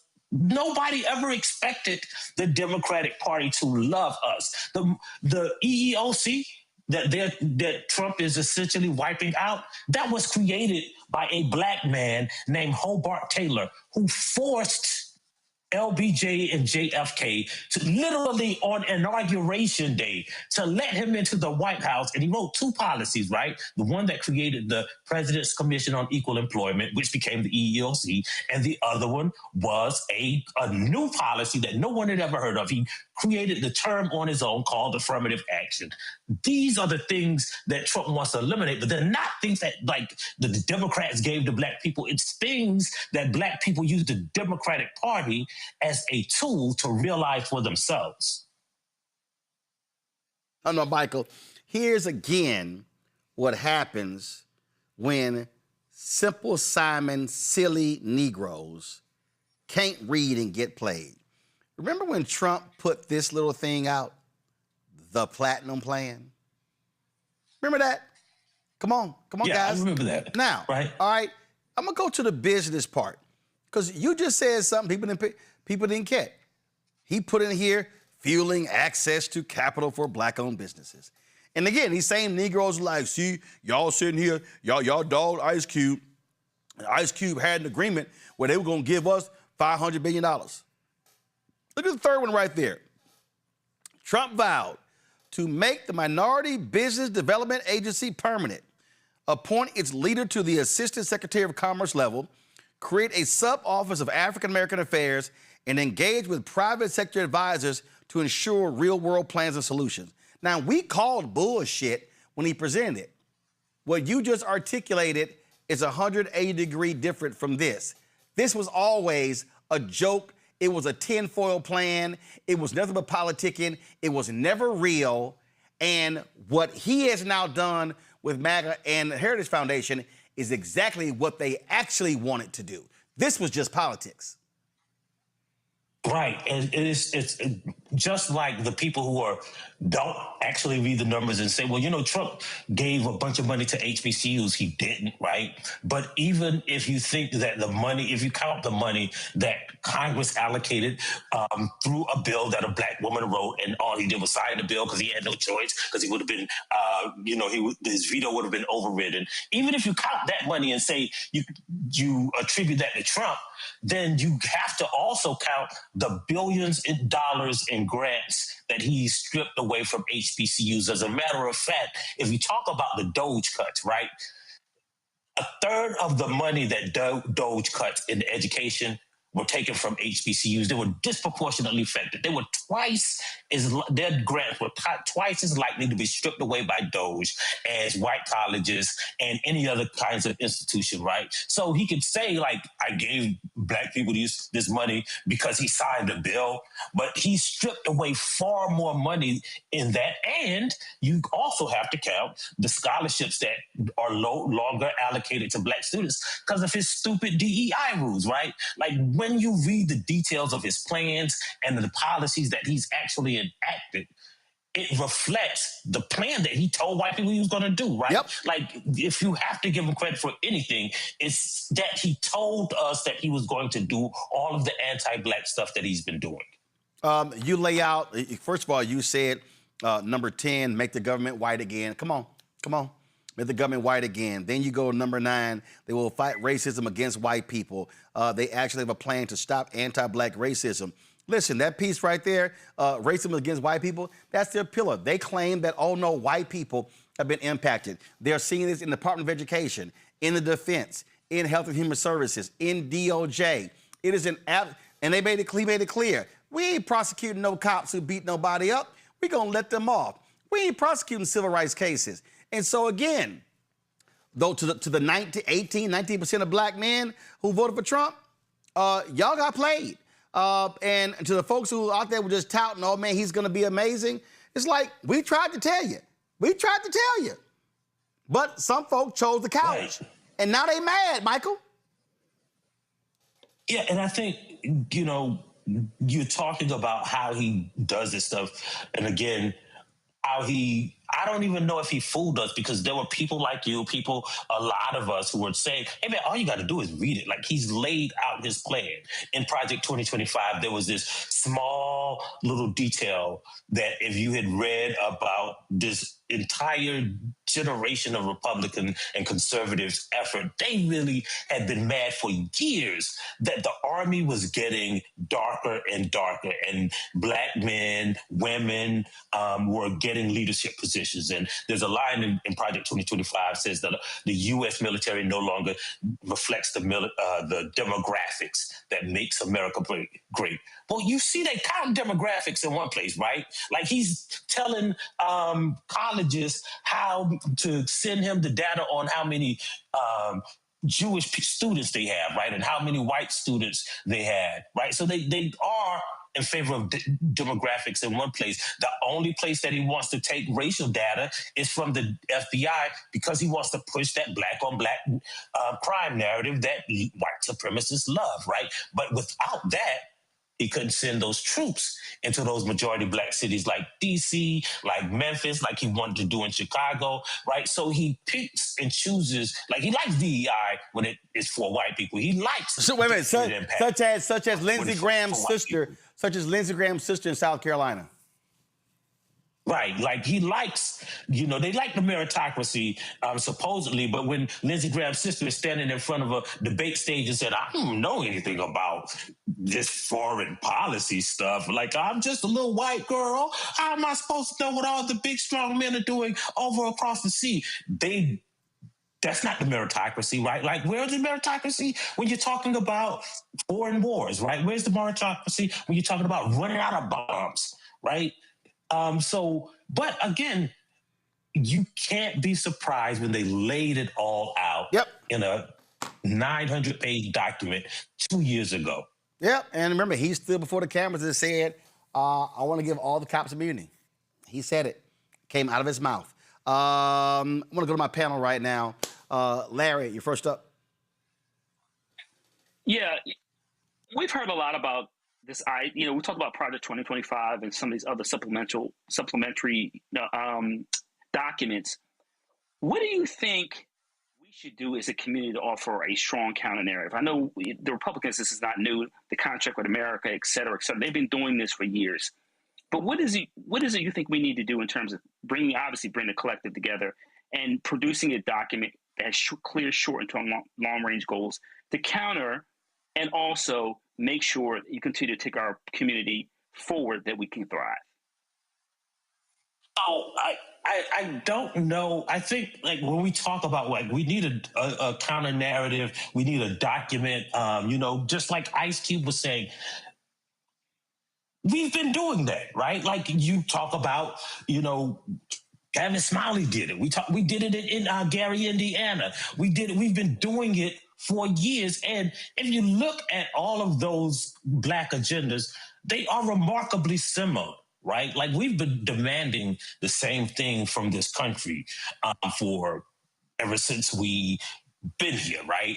And so I don't know if a document or a plan is what we need, right? Like, because I think the defensive approach is like, if they do it, we should do our own, is not the way to counter them, right? We have to show everyone else, like, ultimately, man, there is no other way to say it, is that they want to kill you, right? And they wrote it down on paper and passed it amongst themselves. It's like, hey, man, we are going to do everything that we can to kill them collectively as a community, not Michael Harriott, not Roland Martin, not Dr. Carr, but collectively as a community. We have created this document with the best and whitest minds in America that how we're going to kill black progress, black communities, black institutions, and black individual people. And we have to get people to understand that. And I don't know if a document is going to do it, right? I don't know, because we've written it down before. Yeah, right? I'm so back and look, like we can literally use the Gary, Indiana document right now, and it would be a legitimate Black agenda. But we have to get people to understand it by translating it into terms that they understand and to things that will inspire them to do something about it. I remember when one of the folks who was working with Ice Cube hit me up. And I ain't gonna name the brother because I would embarrass the hell out of him. Because he's embarrassed enough for saying that dumb shit to me on the phone. And I remember I parked in my driveway and we were talking. He said, Roland, you don't understand. This is the first Black agenda that's been presented since Reconstruction. I said, are you stupid? I said, don't you ever repeat that dumb shit to anybody ever again. I said, fool, the NAACP, the National Urban League, D9 groups. I said, I could run the CBC. I said, I could run you a plethora of Black agendas that have been presented over. I said, MLK. I said, hey, I said, SNCC, CORE. I said, man, we can run this thing down for more than 100 years. I said, don't ever say it again. Right. I said, so y'all actually think that y'all was so smart and so bright that y'all came up with something that nobody else thought about? Hell, Amos Wilson got a book that's damn near this thick. I know Greg got a copy back there, laying out the same thing. Dr. Claude Anderson. I said, what the hell are y'all talking about? Right, and it also insinuates like, hey man, like the reason that we haven't gotten the things that we have demanded from this country or this country owes us is that like we just didn't write it down yet, right? Like, and Ice Cube wrote it down and now we'll get it, right? And that's not how politics works. That's not how white people work. That's not how getting things works, right? From somebody who has stolen them from you. And the idea, like, I think agendas are fine, but we got enough agendas. Let's like, if anything, we could just, update the language and put it, maybe the font, but we got enough agendas. It ain't the agenda. They have a plan to kill us, right? It ain't we got to decide, like, you know what, we need some more, a little bit more of this, and we got to sprinkle some salt on this thing that we made last year. We got enough, man. We have to understand it's them. It's not anything that we've not done. Absolutely. Joy. All right, look, so everyone knows if you've been on here, I am an alumnus of the EEOC in the Obama administration under Jackie Berrien. If you care about the EEO-1, which is what our guest is talking about here, and the consistent data collection that every company has done, that they use to their benefit often to show what progress they've done, and if we don't have it, we won't be able to see how they are undoing that progress. This one is for us specifically, but other groups, it collects all kinds of data, right? On the basis of all kinds of demographics. If you're a woman, if you're a person with disabilities, et cetera, the EEO one is highly important, especially though to Black people. I put it in the show chat. There is a way for you to take individual action. The Federal Register is taking comments right now. Individuals can submit it. They're due on Monday. And I don't remember the exact time, but they're due on Monday. I put the link in the chat where you can submit your individual comment. And if you are an organization, you should do so as well. But individual people, just like you and I put it in there twice. I'm going to put it in again repeatedly so you don't miss it. This is an opportunity where we can let our voice known. It has not been rescinded yet. They want to rescind it. They are trying to rescind it. And they have to go to the Federal Register to note that they want to do this, to let us know, and to ask people what they think. And so this is your opportunity. If you don't respond, they'll say it's not needed. Don't be an idiot. Get out there, and I'm sorry to use strong language, but that's how imperative it is. We need you to go out there and let your voice known. You do believe that we need data collection, because what you don't collect, you won't fix, you won't address. And that's what they're counting on. If we're not collecting it, they'll say there's no problem. Or worse, they'll say it's white people being discriminated against, which is what they're saying now. But it's the evidence and the data that undermines that. That's why they're trying to get rid of it. This is also in their Project 25 plan. Child, you ain't used no strong language. You ain't even cuss. Greg, Greg, go ahead. Thank you, Roland. And thank you, Brother Michael. As always, brilliant work, man. I'm glad you out there with both fists fighting. And you're always so crystal clear and put it, as Joe Madison would say, where the ghost can get it. Brother, I'm wondering if you have any thoughts on whether or not it's possible that these white nationalists could overplay their hand. And we know Kevin Roberts is a purebred ideologue. I was listening to him and David Blight in a conversation. And Roberts is so out of touch with reality, it's not even real. And that little punk, Russell Vogt, as you know better than most people on the planet at this point, scurrying around with his dreams, both of them ideologues, and so many of them.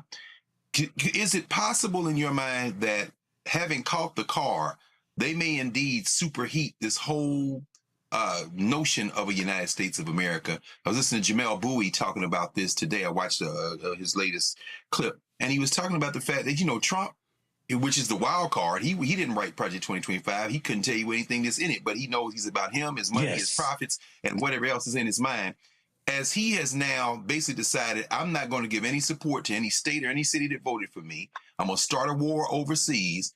You can't reverse the demographics in this country. Is it possible that with them finally capturing this thing and having their dreams, that they might actually push this country beyond repair and it may end up in fracture, and then maybe out of those ashes we build something different? I know that's a long range question, but you've laid all the foundation. I'm wondering if you have any thoughts about that. So I think what I would say is, I don't know if the may is even a question now. Like, I don't think we have to speculate. Like, they've already burned it down, right? Like, there is a point where you can't put out the fire. You just have to let it burn. We're past that point right now, right? They've already burned it down. And so I agree with you. Like, they've caught the car. They've burned it down. Like, there is no part of the federal government. That's the point of this, right? Like, what we are in, the stage that we are in now, is a stage of what next? What do we build next? They did it. They achieved everything that they want to. They are going to be the ones that are on the losing end, because, like, we haven't been on the winning end in this country, for the most part, right? So what they're burning down is the thing that they built and the infrastructure that they built.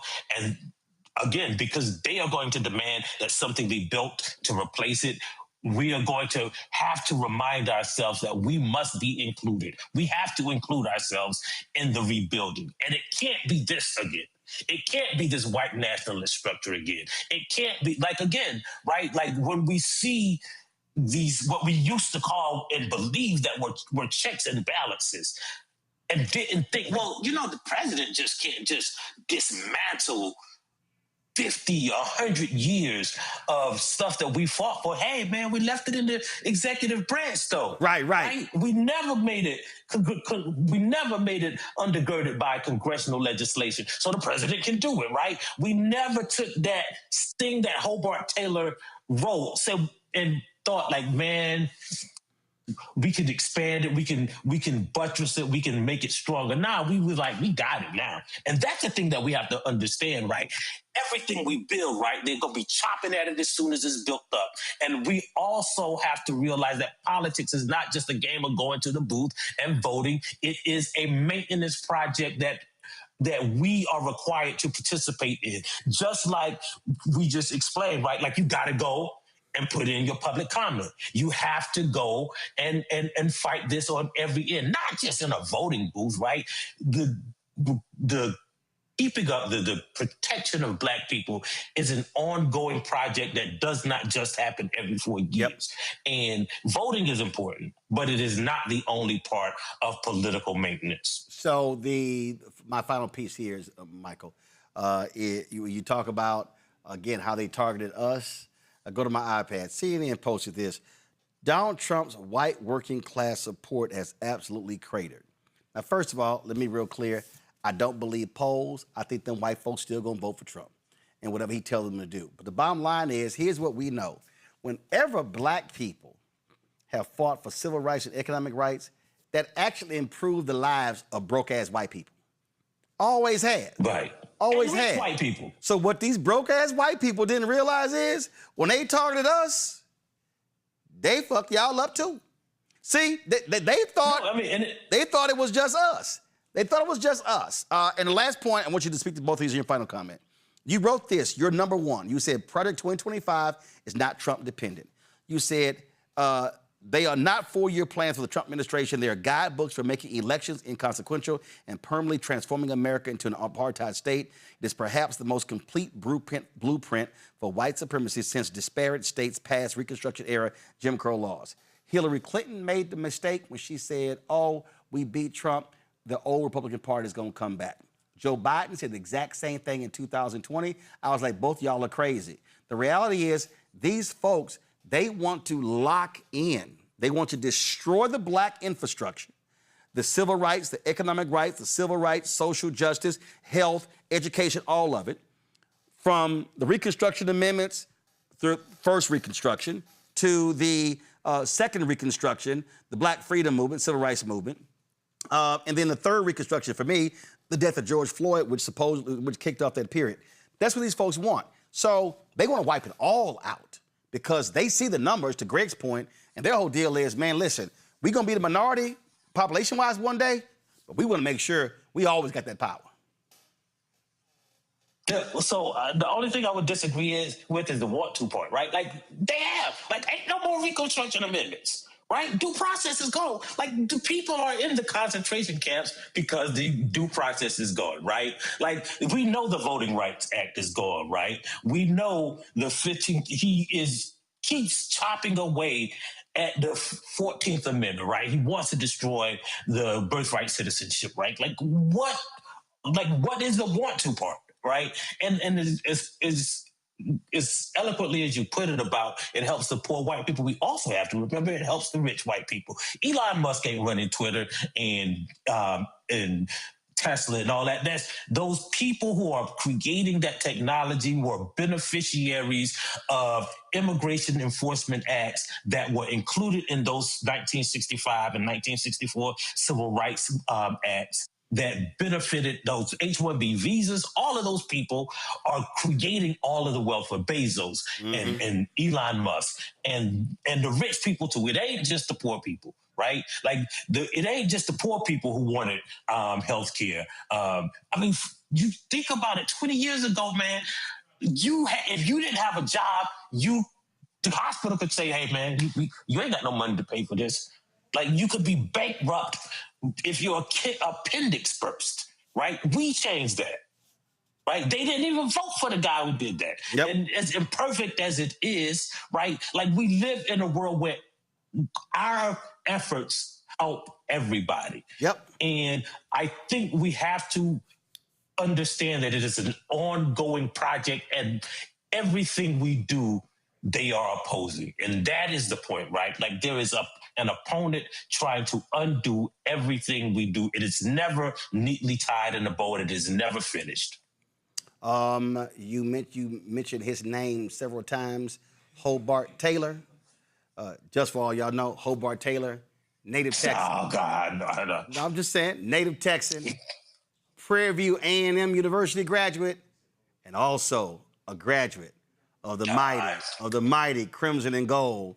No, I ain't gonna say what you thinking, but he's a graduate of Jack Yates High School in Houston, Texas. Okay. So I just want to go ahead and for all the folk out there who don't quite know that University of Michigan graduate, but absolutely he is a JY graduate.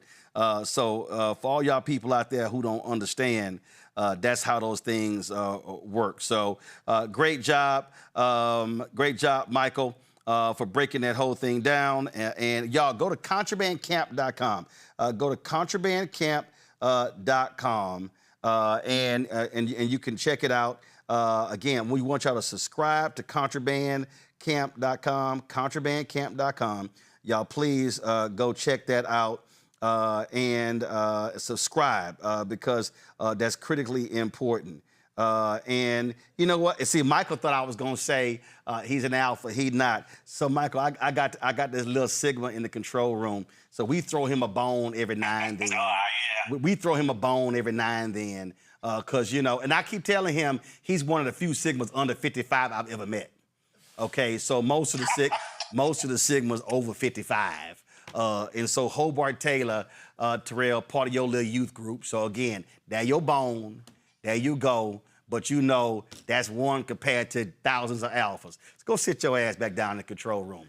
Because guess what? You work for an alpha, Terrell. All right, Michael. I appreciate it. Thanks a lot. Thank you for having me. All right, y'all, going to a break. We come back. We're going to chat with Wanda Durant about what they're doing with back to school here in the nation's capital in Maryland, Virginia. You're watching Roland Martin Unfiltered on the Black Star Network. Support the work that we do, y'all. I keep telling y'all, we ain't got millionaires and billionaires who will contribute to our show.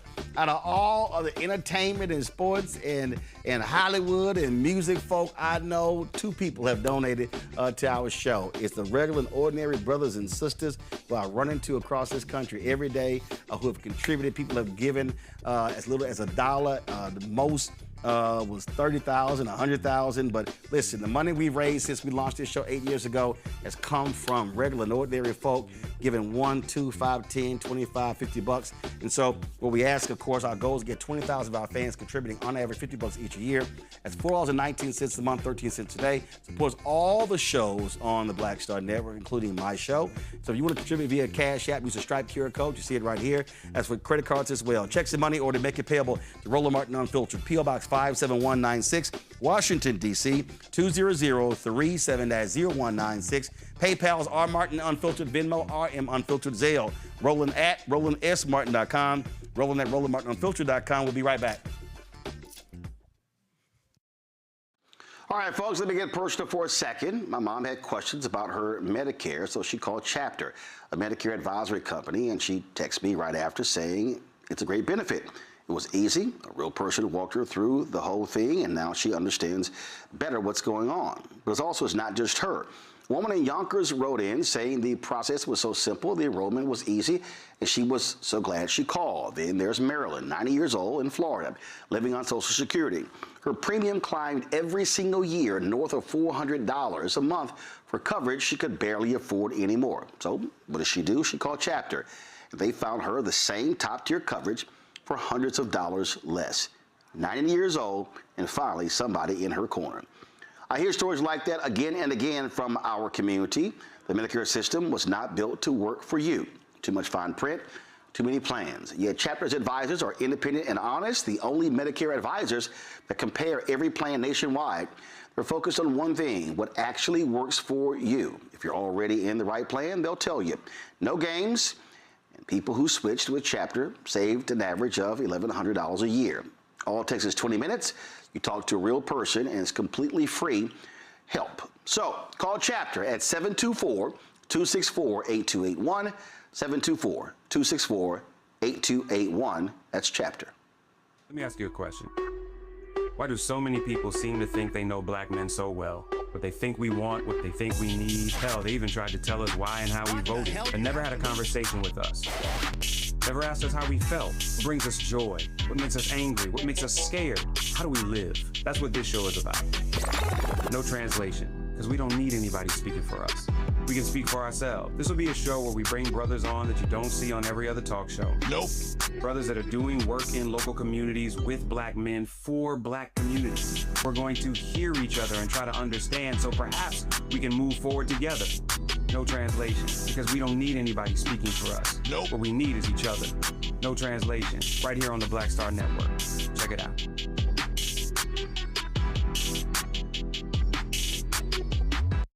I'm Ryan Wilson, CEO and co-founder of The Gathering Spot, and you're watching Roland Martin Unfiltered on the Black Star Network.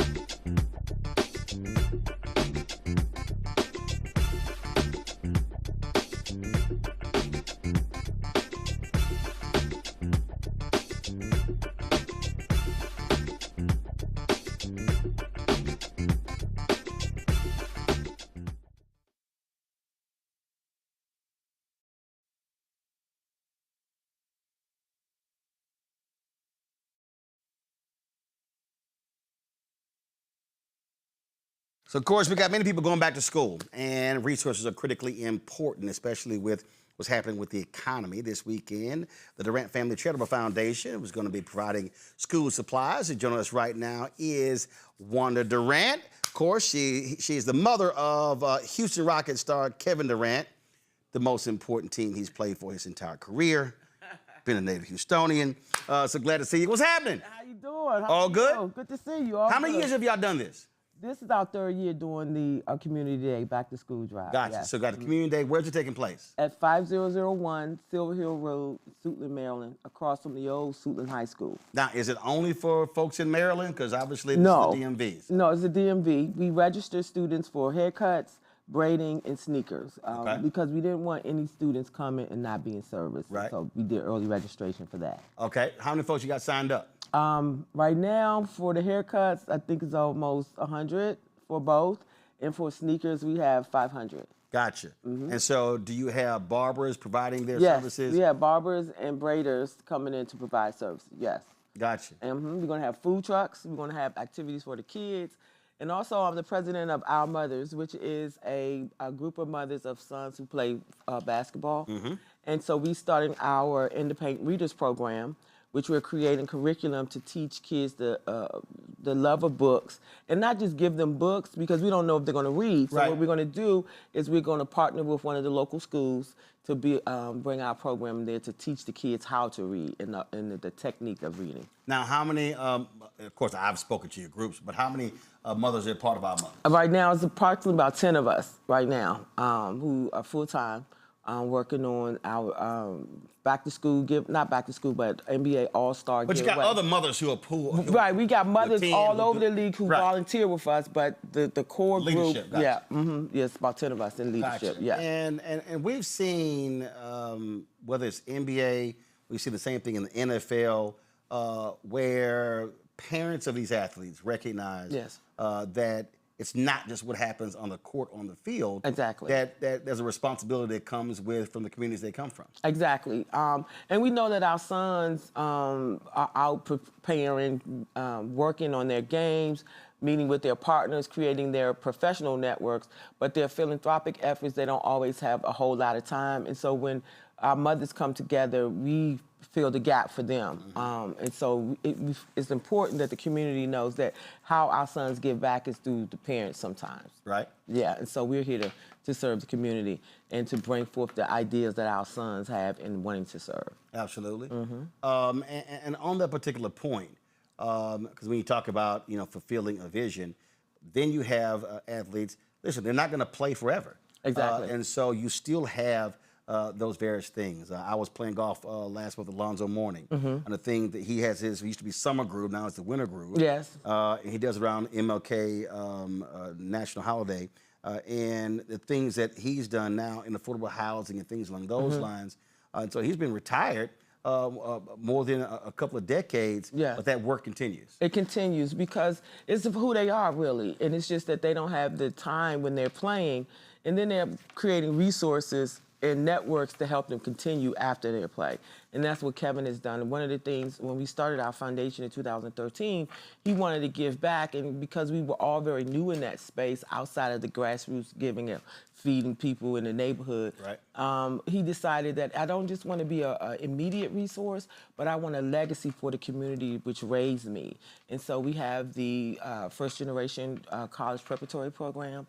We have our summer camp enrichment program for 8 to 14-year-olds, helping them to understand the importance of mental and emotional health awareness throughout the experiences of their entire lives. We did it through art and photography. We did it through culinary camp. And this year, just passed, we had the financial awareness camp, teaching them the importance of understanding what money is, how to earn money, what is budgeting, what's the difference between needs and wants. We had a makeshift bank at our facility and a store. They had to apply for the job. And we taught them that, when you ask your parents for things, it just doesn't fall off the sky. And these are the processes that they have to go to and to afford you some of the things that you want and the things that you need. So I didn't get to y'all event this year because this year's NBA All-Star Game was crazy. Yes, it was. And the time threw everything off. Yes. Everything was early. Exactly. It was crazy. Yeah. We had to pivot, but it worked out. It worked out. A few years ago, when I was at TV1, yes. I actually, we actually went to, it was when it was in LA, and we did a special on NBA players and philanthropy. And a lot of people going, why are you going to the All-Star game? I said, no, y'all don't realize. One, I said people don't realize the number of philanthropic things that are happening. Yes. The amount of money these players are raising for their foundations. Yes. And people really just don't understand that it is significant. When you start talking about, look, you got 450 NBA players. And you've got your NBA Retired Players Association. Yes. And then you have your older vets as well. Listen, I play in a ton of golf tournaments. I'm in Atlanta on Monday for Chris Tucker's golf tournament. Next month, I got 5, Alex English, Vernon Maxwell, Nancy Lieberman, Craig Melvin, Jeffrey Osborne. And so people really, I don't think, pay attention to so many things that are happening and how many people are being touched by these athletic foundations. Of course, because those are not the stories that you hear. You hear how athletes are going broke after so many years, and those things are true. But there are so many athletes who understand the importance of giving back. And one of the things, giving back is actually a requirement for the professional players. But it extends beyond that because, as Kevin stated to me, it's not just about what we can acquire and what we do, and we do very well. He's done well for himself and our family. But it's about how do we rise up the community around us? How do we build a place where they feel that it's home and the professional athletes in our area have invested into what they're doing? And so it's important for the community to know, and that's how, and shows like yours bring awareness to some of the things that's going on that's unknown to the general population. Oh, absolutely. And so, you know, again, so many people don't realize it, and I think people do take it for granted. And you talk about doing well. I think your son only one of 4 NBA players to exceed $500 million in career earnings in the NBA. Okay, well, go ahead, keep talking. And again, and that's just on the court. We ain't talking about the shoe deals. All major. And that's the other piece that I'm always trying to get our people to understand. And I've had this conversation with many athletes as well.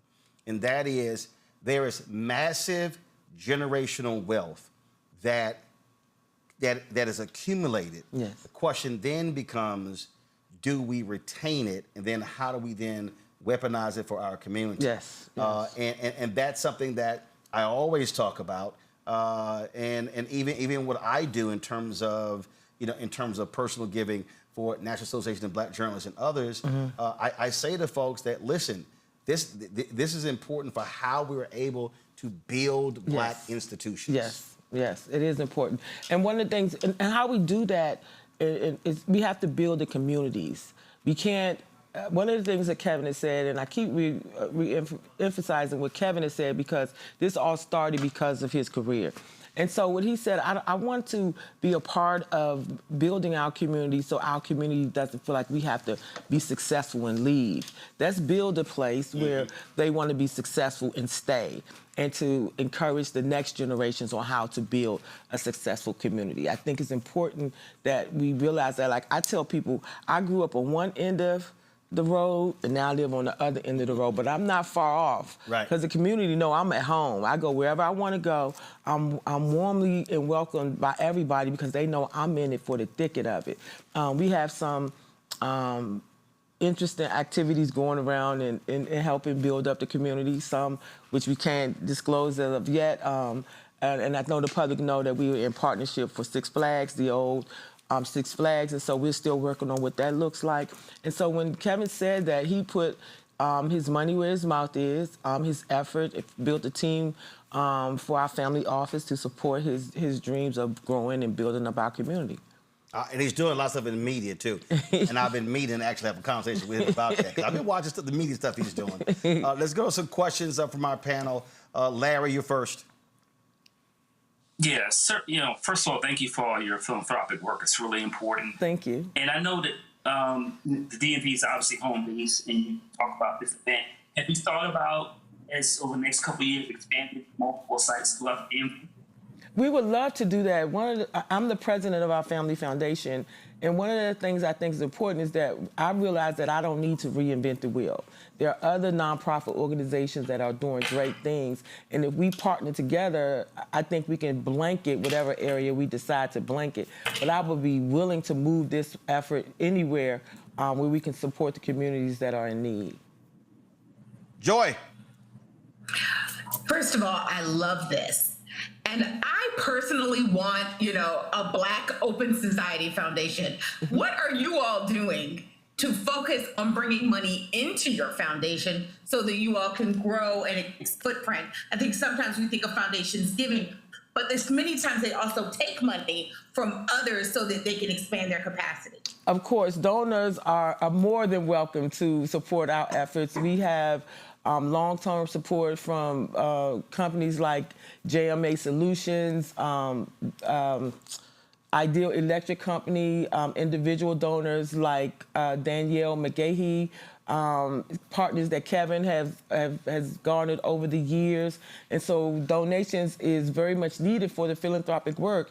And yes, my son is doing very well, but he can't be the only one who support the efforts that we put forth to help the community. So donations are welcomed. What's the website? The website is DurantFamilyCharitableFoundation.org.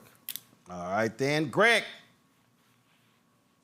Thank you, Roland, and thank you, Mama Durant, the real MVP. Yeah. Listen, I just want to, do you mind saying a word about how the foundation has begun working with historically Black colleges? I know y'all made a significant investment in Bowie State University. And yes. Could you say a little bit about that? Because often the criticism of so many of our athletes is, well, why don't they play at HBCUs? Or why don't they? But in your family's case, you have certainly worked in your very own backyard, beginning with Bowie. So thank you for all the work. And thank you so much. Bowie was one of the places that the AAU tournaments were held when my sons were in Young Boys in the AAU organization.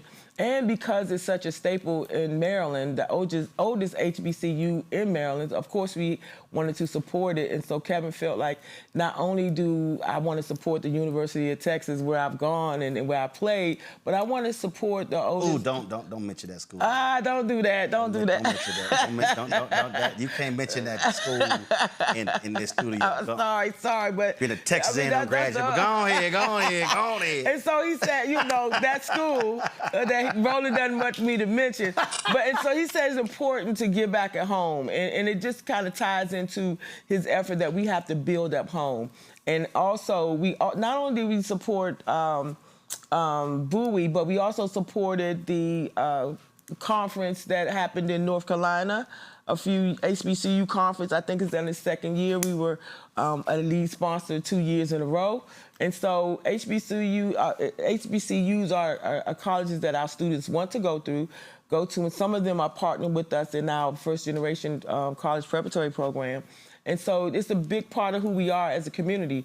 And we at the Durant Family Foundation and Kevin want to continue to support it. What's the one thing you really want to do with the foundation you haven't done? The one thing that I really want to do, and we're working on it, is we have this On the Rise program where we impact the thinking, the thought processes, and the filters of young people, helping them to deal with some of the experiences they have, some good, some bad, but we just want to be there to help them to navigate through that. So we're working on our curriculum, and it's called the Real MVP On the Rise program, where we mentor students from ages 12 to 15, 50 boys and 50 girls. That's going to be our pilot program, and hopefully we'll get that underway by January of 2027. You get a new crop of players every year, which means you get a new crop of mothers every year. Yes. Do y'all sort of have an onboarding training? Let me walk y'all through what y'all about to deal with, sort of conversation. Well, I mean, like the league has its rookie symposium. Do y'all have one for the mamas and the daddies? We do. There are a few family organizations that we are part of, and it's called, we lovingly call it All in the Family, where we have access for mentorship with parents. Some parents, they're wide-eyed and bushy-tailed. So some experiences you just have to let them experience. But we are there. I get calls from mothers all the time sharing. I'm known as a safe space for mothers to download and to vent. I encourage them to build up their own lives inside of their son's career. I know you want to see them off, but they're young men. Yeah, because I mean these parents, and the reason I keep saying parents because daddies are there. It's amazing. Even though you might watch the NBA draft, and it's crazy because cats be like, are y'all gonna mix the dudes standing right next to the mom and the player? You know, there's a new podcast out for the fathers. Oh, really? Yeah, and that's one of the subjects that they're talking about, how they were seemingly the attempt to disconnect them from their sons, always talking about the moms. And in my case, primarily, I was a single mother for the majority of my son's life. Right. My sons knew their father, know who he was there, how he was there. But they have gravitated to Mama Durant because my son gravitates to me, right? First of all, I done trash talked him at All-Star games, so he talked that Longhorn stuff too. So yeah. but the reality is, listen, there are some players, and as you said with you and Kevin, single mother. But the reality is, there are a lot of players. Dad is there. Dad is with mom. They're involved. They've been in the process. And it's so many. And what's crazy now is the number of former NBA players whose sons are now in the NBA. Yes. So you can't avoid it. But I do understand, their plight with that. I understand even personally how it happened. I think how the world became to know who I am because after every game, my son would come and hug me. His dad was there a lot of the times. He didn't go hug him, but he came and hugged me. And so, which son's just gonna go hug and kiss on their dad like that in front of TV? I don't know, but I understand it. I understand it is what it is. But I'm gonna be Mama Durant no matter what. Yeah, Mama Durant also was also yelling at some players too. You about to walk onto the court a few times. A few times because they was trying to beat my baby up because he was just lighting them up on that court. But it's all good. Did Kim have to tell you, Mama, I'm gonna need you to relax? No. He has never said that to me. He may have given me a look, but one thing that happened, one time I was fussing at the refs, and the refs called him for a foul and looked at me, and he just looked at me like, Mom. And I was like, okay, I'll chill out. Like you good? Like you about to get me kicked out the game? Right. And one time we was doing preseason, I was at the game and I was fussing, and the ref said, Mom, we still in preseason, not today. So they know I'm very energetic at the game. Yeah. Oh, absolutely. Yeah. So you been getting loud in Houston, Toyota Center? Yes. After almost 20 years, yes. That's still my baby out there. We're going to have to go to a game in H-Town again. Let's do it. Listen, again, that's home. I'm born and raised in I'm Houston. going to invite you to come. Let me know when you're there, and hopefully if I'm there, then we going to sit together. Yeah, bro. Let's do it. Listen, I can do this show from anywhere. Let's do it. That ain't no thing. No thing. We do it. Yeah. All right, so okay. we got Fred VanVleet back. We're expecting great things. Listen, I mean, we got the ball out this year because I wouldn't have it last year. I'm expecting great things. So. All right, so in May, I'm like, let's win this West. Let's do it. Absolutely. It's going to be some good games in the West. So, yeah. So I'm expecting us to come out the West, so I'm gonna call it now. All right, cool. Well, I'm calling as well. Okay, all right. And so, listen, I'm through and through H-Town. I don't cheer for nobody else. When I moved to Chicago, they were like, "You cheer?" I'm like, "Hell no! I ain't care about no Bulls.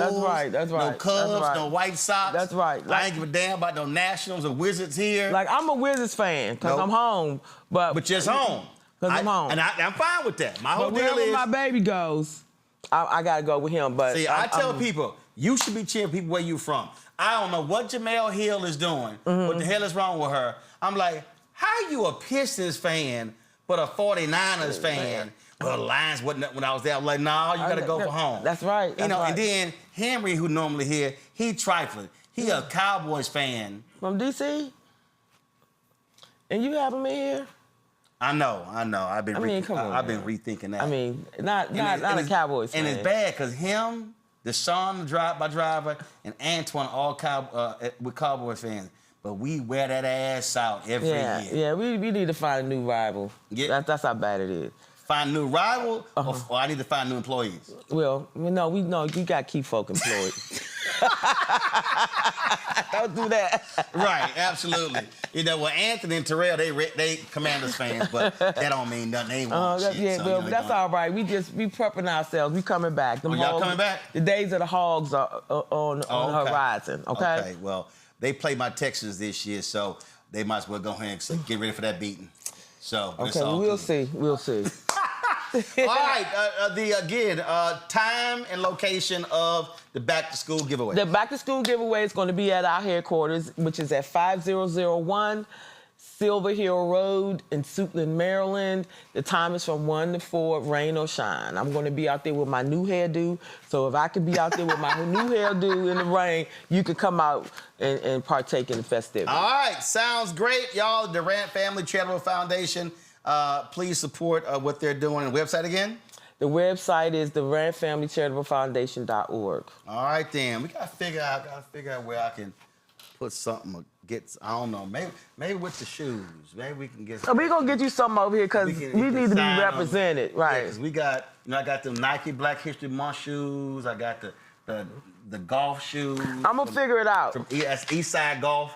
Those are the 1961. That's when they got rid of the Caucasian only rule. So those are shoes. Those are the Kaepernick Nikes they gave me. And then, Lamont Owen gave me those shoes right there. I got a pair. I got a pair for you at home. I got a pair.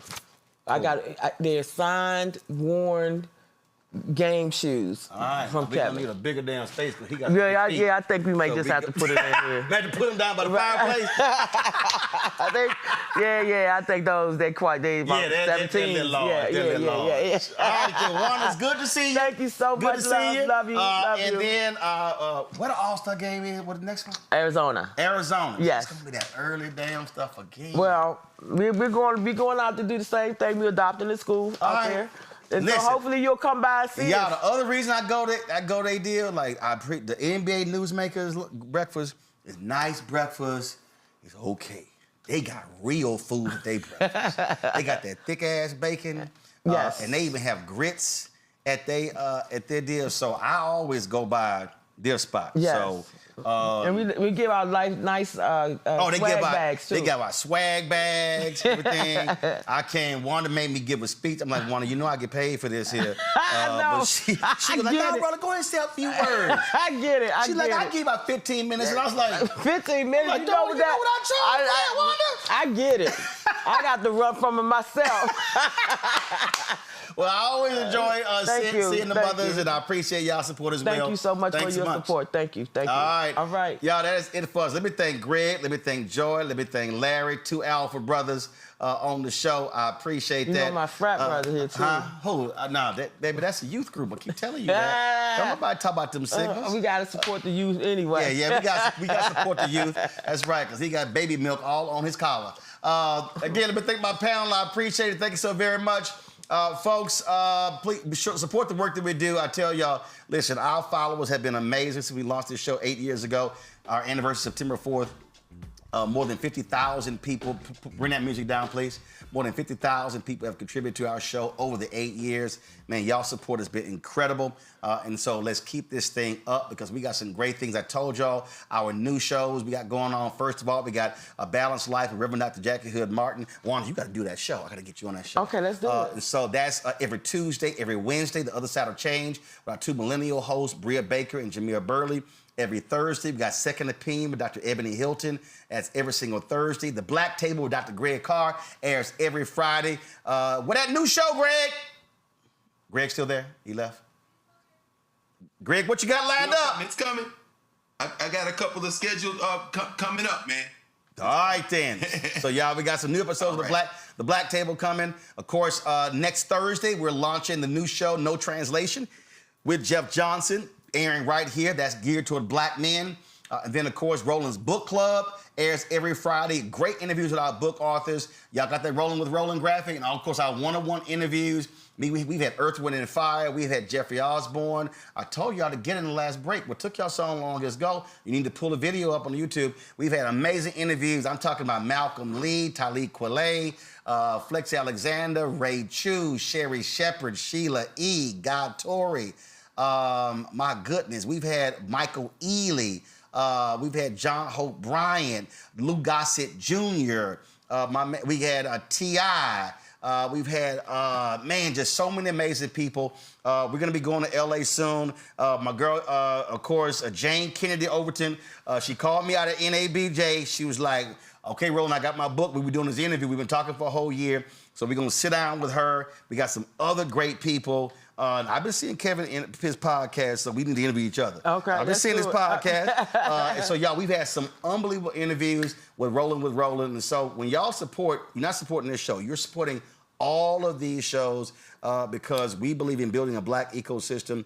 I'm sick and tired of people hearing people say, man, we need our own. Well, we've created our own. What we have to do as black folks is support our own. That's right. So if you want to contribute via Cash App, use the Stripe QR code. You see it right here, the Stripe QR code. You can use Cash App, click the Cash App pay button to contribute. That's also for credit cards. Checks and money order. There's all y'all folk who don't believe in that electronic stuff. I get it, but just give me some time because I got to open every single one of them envelopes, sign the back of it, take a picture, and send it. And so checks and money order, make it payable to Roland Martin Unfiltered, P.O. Box 57196, Washington, D.C., 20037-0196. Please make it out to Roland Martin Unfiltered, y'all, because that's the bank account that we first set up. So please don't put Roland, don't put Roland Martin, don't put Black Star Network, put Roland Martin Unfiltered. PayPal's R Martin Unfiltered, Venmo RM Unfiltered, Zelle, Roland at RolandSMartin.com, Roland at RolandMartinUnfiltered.com. Download the Black Star Network app, Apple phone, Android phone, Apple TV, Android TV, Roku, Amazon Fire TV, Samsung Smart TV. Be sure to get our Roland Martin Unfiltered Black Star Network swag, our shirts, our T-shirts. People love our shirt. Don't blame me. I voted for the black woman.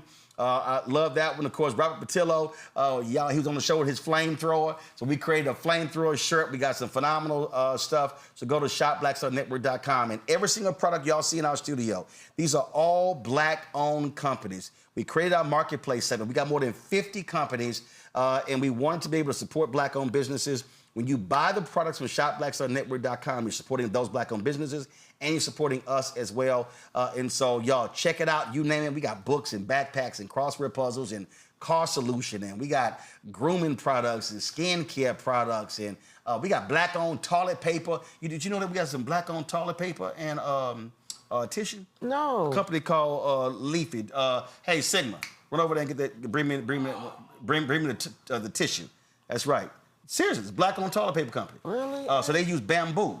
Because the traditional toilet paper, they use dyes in it. Mm-hmm. So they use bamboo. So, yeah, we sat here and so it's called Leafy. I'm going to take a look over. It's called Leafy. Wow. It's right. So, again, we got black-owned toilet paper and tissue.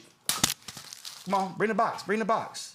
You don't want to stop pulling your pants up. Hand to Wanda. All right, come on, Sigma. You almost dropped it there. Come on, Sigma. Put them ass feet you got. All right, then. Yeah, so they use bamboo. Wow. Absolutely. So as opposed to the other tissue, like, you know how it start peeling and stuff like that? Mm-hmm. This doesn't. And so, y'all, we support black-owned businesses on this show. And so again, go to shopblackstarnetwork.com, shopblackstarnetwork.com. Support all these black-owned companies, y'all. We can't talk about, we need more black-owned businesses if we don't help them build scale. Lastly, Isaac Hayes' social media app fan base. We support that. Follow me at Roland S. Martin. Download it. Y'all, they got a new app called Spark, which will compete against Threads and Twitter. We're going to have it on soon, talk about that as well. So, again, y'all know we keep it real. We keep it black on this show. And it's about building up African Americans. So that's it. I'm going to see y'all tomorrow right here at Roland Martin Unfiltered on the Black Star Network.